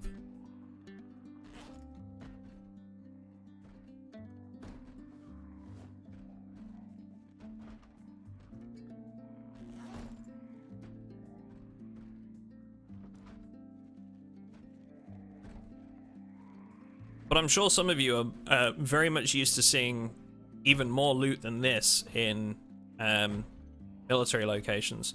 This is something that I spotted last time, is that there's a couple of flamethrowers. Those aren't going to be in when we start the wipe. We've had to go in and edit a bunch of the settings. I hate how Arsenal Gunfighter is set up. It's dumb, it's stupid, and I hate it. But we've gone into the files and changed some of the spawn rates. Because, I'll show you, this is my pet peeve with Arsenal Gunfighter. Sandbox options, gunfighter options, scroll all the way down, and this happens. Right, like halfway through the menus, it just stops working. So you have to go into the files and do it yourself. And I hate it. Stupid. Doesn't work properly. Anyway. We've managed to figure it out. And remove certain things from spawning.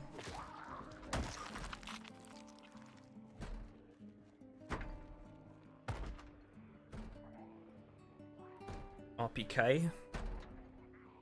545. Shotgun shells. Ultra compact prison scope. Sure. 62 by 50R.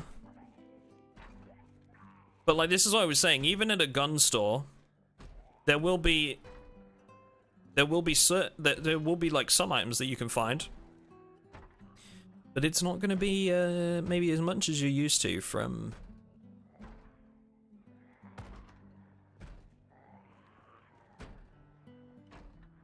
Zero out of 100. Not going to be as much as you're used to from the base game, maybe.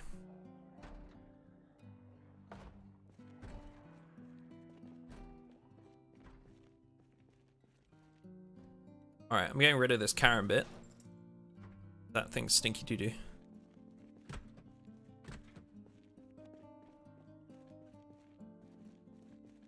Appreciate it, Zhao. Thanks, man. You doing alright? Welcome. I can take those 545 rounds and sell them to the vendor. That's also something I'm hoping that the traders will do, is encourage people to take things they can sell. And thus there won't always be like a huge amount of stuff at in gun stores, because people will take things they don't necessarily need to sell them, rather than to stock them up in a basement somewhere where they're never going to see the light of day. I'm looking at you, chat. You hoarders. I know there's some of you that stock up on like 30 boxes of 545 rounds, knowing full well that they're never going to use a 545 weapon, because they might. You know, what if I find a 545 weapon I like? I know you're out there. So I'm hoping that this will sort of encourage a little bit of, you know, trading instead, right? Taking items to trade them off.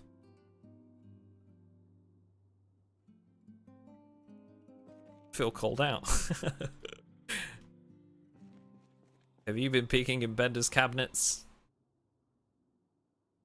I know there's some of you out there. Addicts.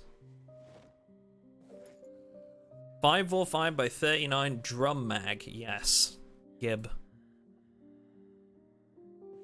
Gib. This is one thing I have been noticing with it, is that you see how like there's barely anything, and then all of a sudden you come up against one shelf and there's like 4 guns in it. And that makes me think that something's balked with the mod, but I don't know why it does that. It just does. Have a Makarov.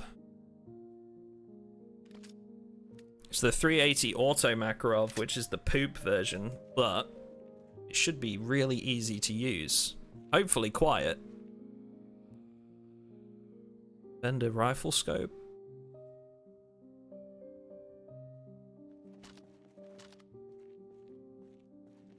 I wonder if I've picked up any scopes that I can actually attach to this. Move upgrade, standard magazine.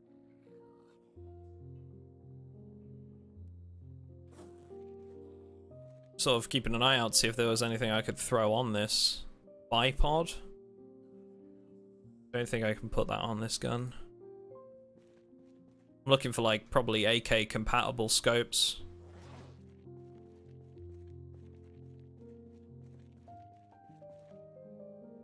What is this? The problem is you can't see what types of items it goes on.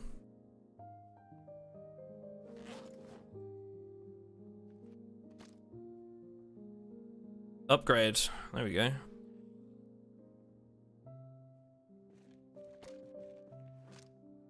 Oh, did it not go on?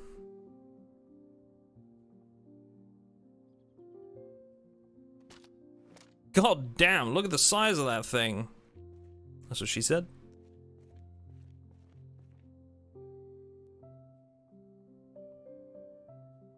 I probably don't need that, do I? Let's be real. I'll leave it on there. We've got a Makarov, so... Speaking of, can I put a weapon light on there? Yeah, dude.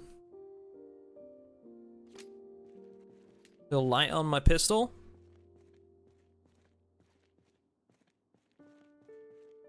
Amazing. What are stalkers? Google stalker anomaly, or just, you know, have a look at the stalker wiki, or game called Roadside Picnic. Sorry, a book called Roadside Picnic. MT Hardballer Long Slide. What? No idea what that is. It looks like a Desert Eagle. 45 ACP caliber.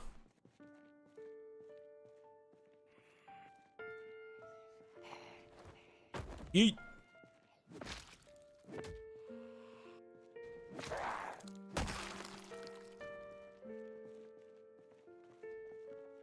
I just saw a survivor out there with a big backpack. He just went past the door.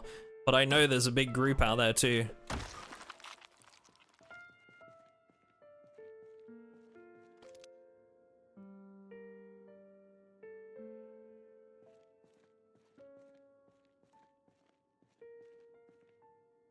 $1911?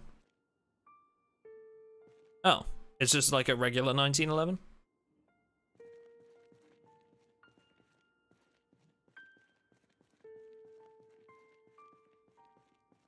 Hey, congrats on the gift sub. Want his bag. Her bag. Their bags. There's two of them. Psst.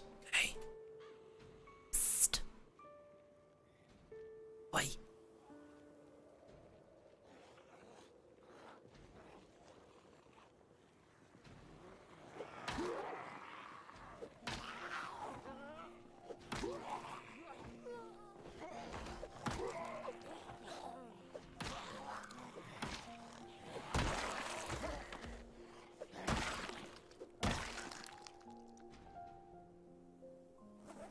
Bum bum bum bum bum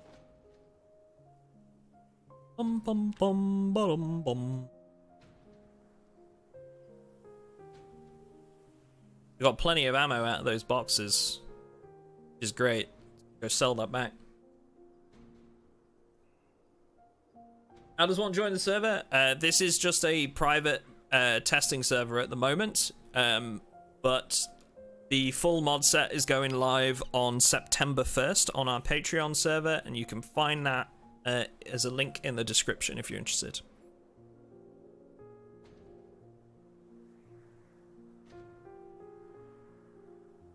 Zombies should have handguns for a true stalker experience. As I've said, there are things that we can do inside the current game limitations, and other things that we can't do. I would love to do everything, but we have to work within the parameters we've got, and I'm also not an endless money sink, unfortunately. If you want to commission it, go and do it. That's my message from all of this. Is it's amazing what's possible. It just needs people to pay for it, you know? If you have some spare income and you want to commission a modder to make it, do it. See if it's possible. And if they can do it, I'm sure they would love to.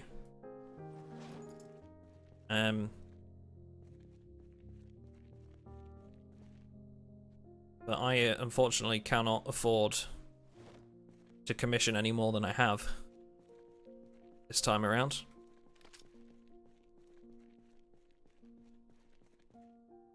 Oh, I know, I meant to grab something off one of those zombies. See if it works with the gas mask.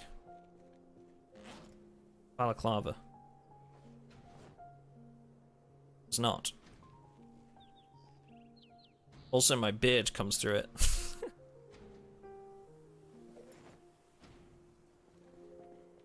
I need to trim my beard. Trim my beard in real life too.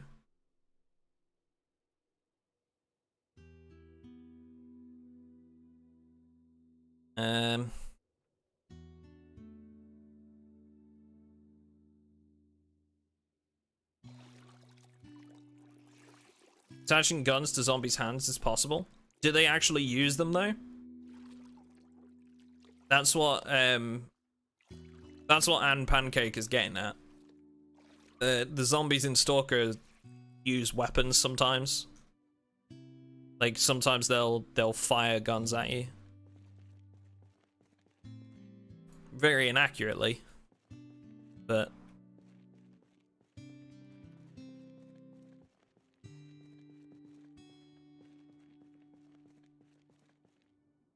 yeah, we're using Britas in this particular mod pack. In the link in the description. Full mod pack there.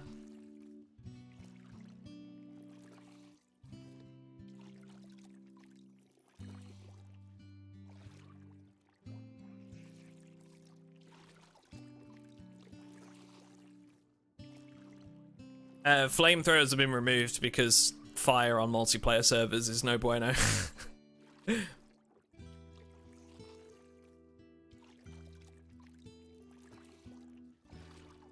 Fire bad.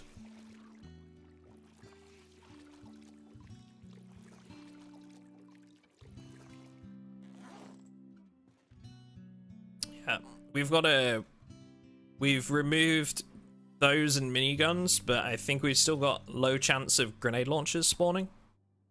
So you can still find grenade launchers. Oh, it's empty. Shit. Used all of that. Whoops. I want to try and find something that my character could shave with. Could I use a knife to shave? Beard. Razors or scissors?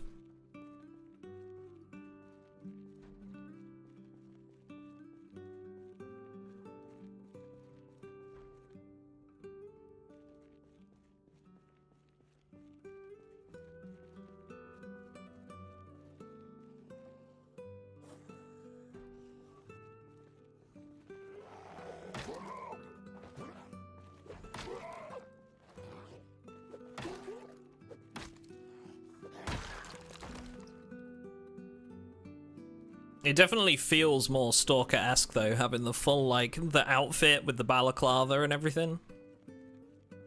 Definitely feels very, feel like a member of Duty right now. Not that I've actually played Duty and Stalker Anomaly. I've played, so far I've played Freedom, Monolith, and Mercenaries. And of course, loners as well. Free stalkers. Oh, there's actual money in here. Can I just drag that straight onto my... That's cool. Cash registers actually have money in them.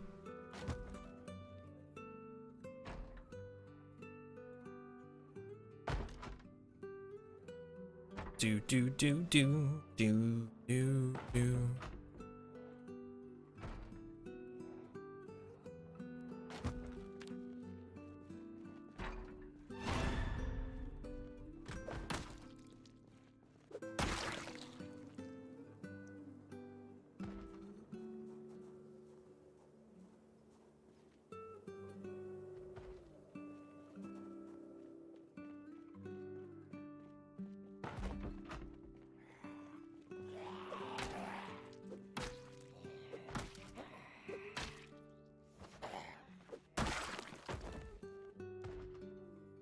Another polymer canister. What do we got in here? Stripper clip. Meh. Meh. Another canister. Win NATO mag. Oi!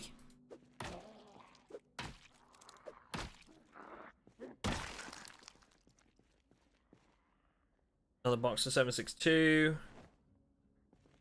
It's kind of the nice thing about Britas, I guess, in some respects, is that you come across the... Quite often you'll come across, like, oh my god, the cans of ammo. Like these. And they can have, like, magazines, ammo, boxes, you know, stuff like that. And that is quite nice, because it's less that ammo is the problem and more that it's, like, you know, magazines and guns, which, in my opinion, is how it should be. At least in a game like Zomboid, I would say. Because you go through ammo, like, so quick in this that I think you need to be able to find plenty of it.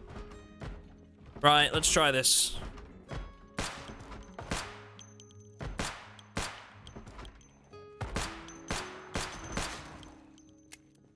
God, I'm an absolutely trash shot.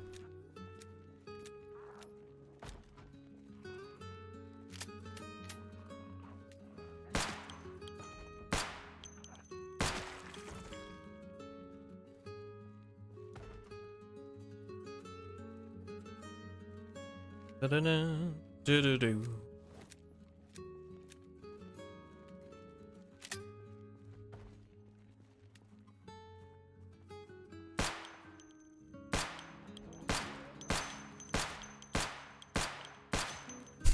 God. I'm so bad.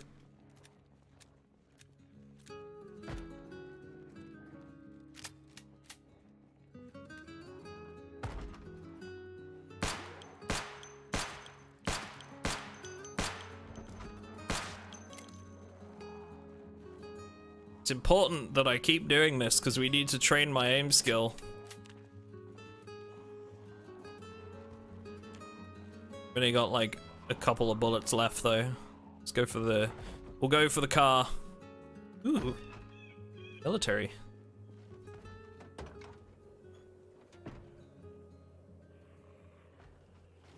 Gib.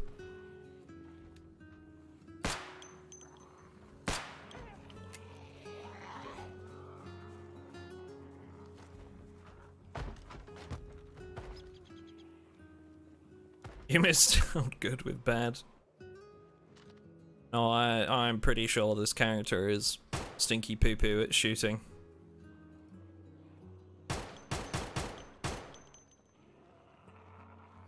Okay, we go. Run. We just gotta make it to the car. Down here.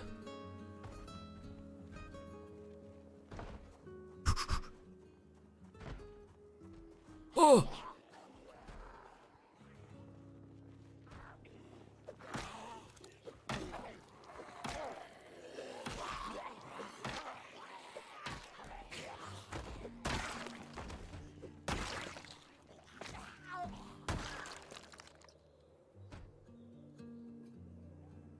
All right, go, go, go, go, go.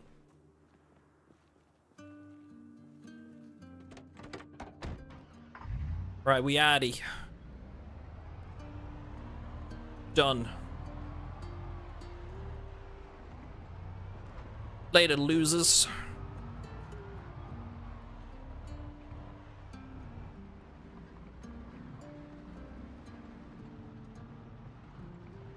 Conditioned speech mod with kind of stalker orientated phrases. Funny.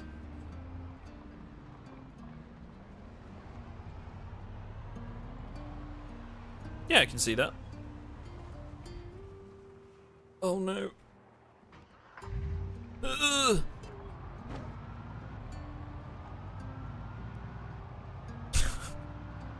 Every time the engine goes out, I get a heart attack. Every time. Thank you for the sub, Daniel. Appreciate that, dude.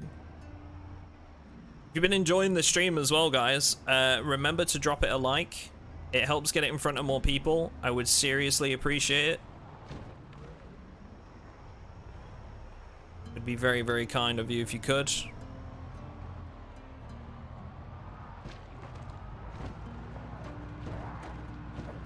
Oh my god. There's way too many things blocking the path down there.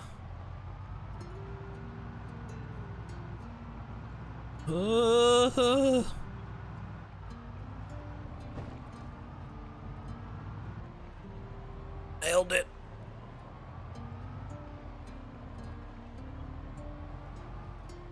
I'm so... Oh, man. I'm so clenched.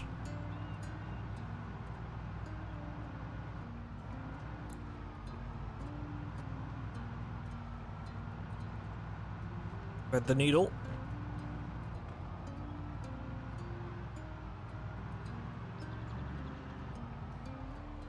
Bonker ass.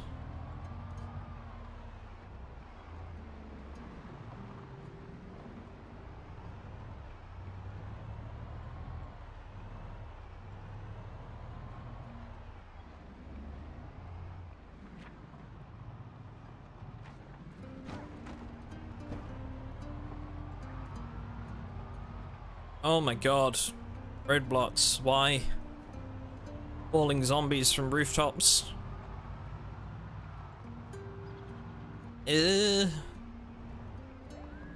Fence. Feel like I'm just aimlessly wandering. Yeah, I think that comes with experience in Zomboid. It's one of the main things that they want to try and I wouldn't necessarily say resolve, but it's one of the main things they want to work on with the like crafting changes and stuff like that, right? Is give more longevity in the end game. Give you more targets to work towards. For me, the best thing that I mean, I'm, you know, somebody that makes videos on this game every week, right? What I've found it most helpful to do is to take on either a different playstyle with every run, or try a different mod each run. And that's helped me a lot. Like, for example, you know, I could go into it and think, right, I'm just going to use my vehicle and try and live on the road this time, right? And set up camps. Which was a really fun run that I really liked doing. You could pair that with, like, the RV interior mod, right? You know, something different. Or you could say, I'm gonna do an underground bunker base in this run and use the basements mod, right? I think there are different ways you can play, and it's just a matter of like trying to find those new ways that you can take on different things. Please start. Please start. Oh, now you start, you son of a bitch. I literally had gotten out the car and you started.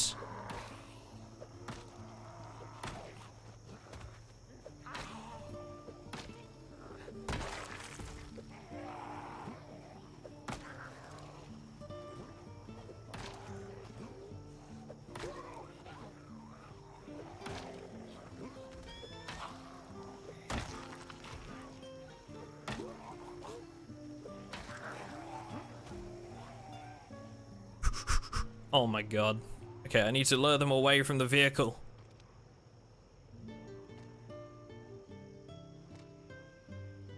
Yeah, I think I've got a clear line there, haven't I?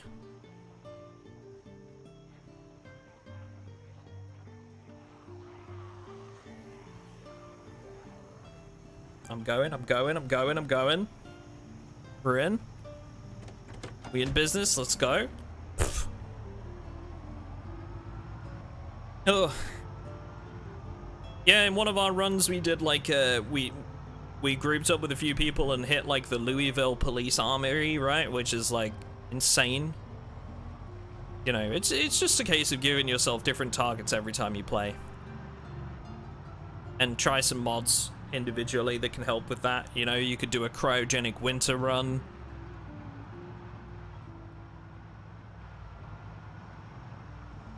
It's just about finding those things to make the game fresh. Why I love mods so much.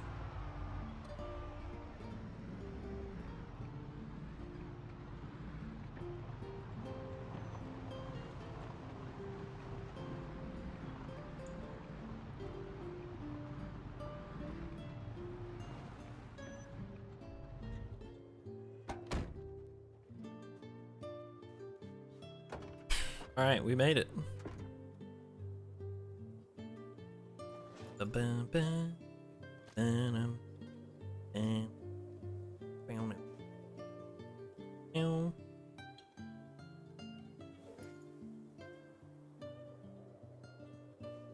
put like the compensator on this. Okay. What about the butt pad? No. Cool that we can put the compensator on it though.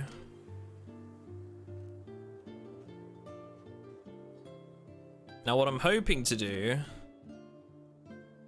and of course the thing is, the nice thing about this is that we can take each of these attachments and actually make them sellable to the vendors. This is why we need like a couple of days where the servers, the Patreon servers are actually going to be down. Because adding all of these to a vendor just takes ages. And I'd really, really, really, really like to be able to add like a category of item to a vendor. Just like a preset. They'll buy all ammo at 20% of the value or something. It'd be so helpful.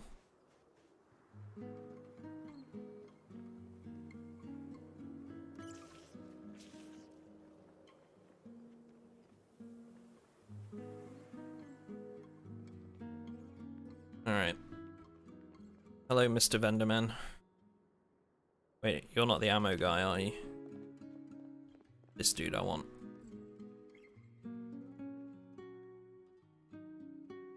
Right. All of this. I have to be holding it. Might be.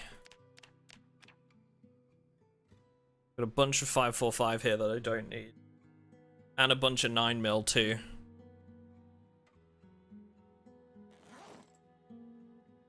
And I'm gonna sell all of it.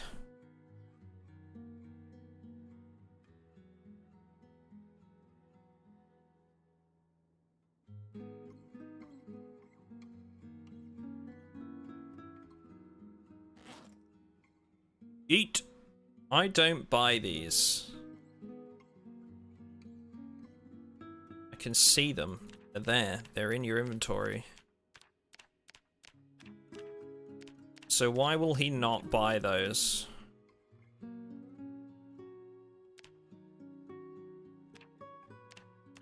What's the percentage buyback? Can't see it, you see, because it's off the panel. Let's try and work this out. I would like to see if we can figure if that's me when I set it up or whether this is a bug.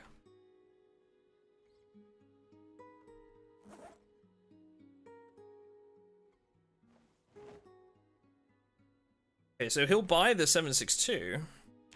So it must have just been me when I set it up, right? To unpack all of them.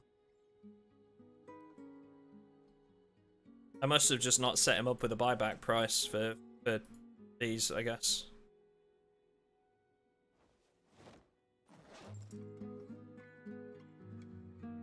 Oh well. It sort of gives you the idea, I suppose. What's up, Gerald? You doing, mate? Yeah. Yeah, everything seems to be working out. I haven't found any, like, massive bugs. Couple of changes that we need to make to things like audio and maybe like the discovery rate of artifacts, but all in all, it seems to be working quite nicely. Very pleased. Seems everything is sort of working as intended, so yeah. It's good. The mods are in the description. There's a link for them in the description. Oh, right, chat. Well, that is 4 hours. I think we're going to call it there. That was a nice little test session. And like I say, hopefully you guys got a little bit of a feel for the mods and how they worked. Just so you guys know, this is going to be on our Patreon server as of the 1st of September. That's !Patreon in the chat. And if you're interested, I would recommend leaving it until the 1st to actually subscribe on Patreon, unless you don't mind paying twice, because you will be charged on the 1st. I would recommend waiting until then if you're interested. But yeah, all the mods that we use today are publicly available. You can find them on the workshop. There is a link in the description. And yeah, this can be it, I guess, for me. Most hardworking mods on the platform, people.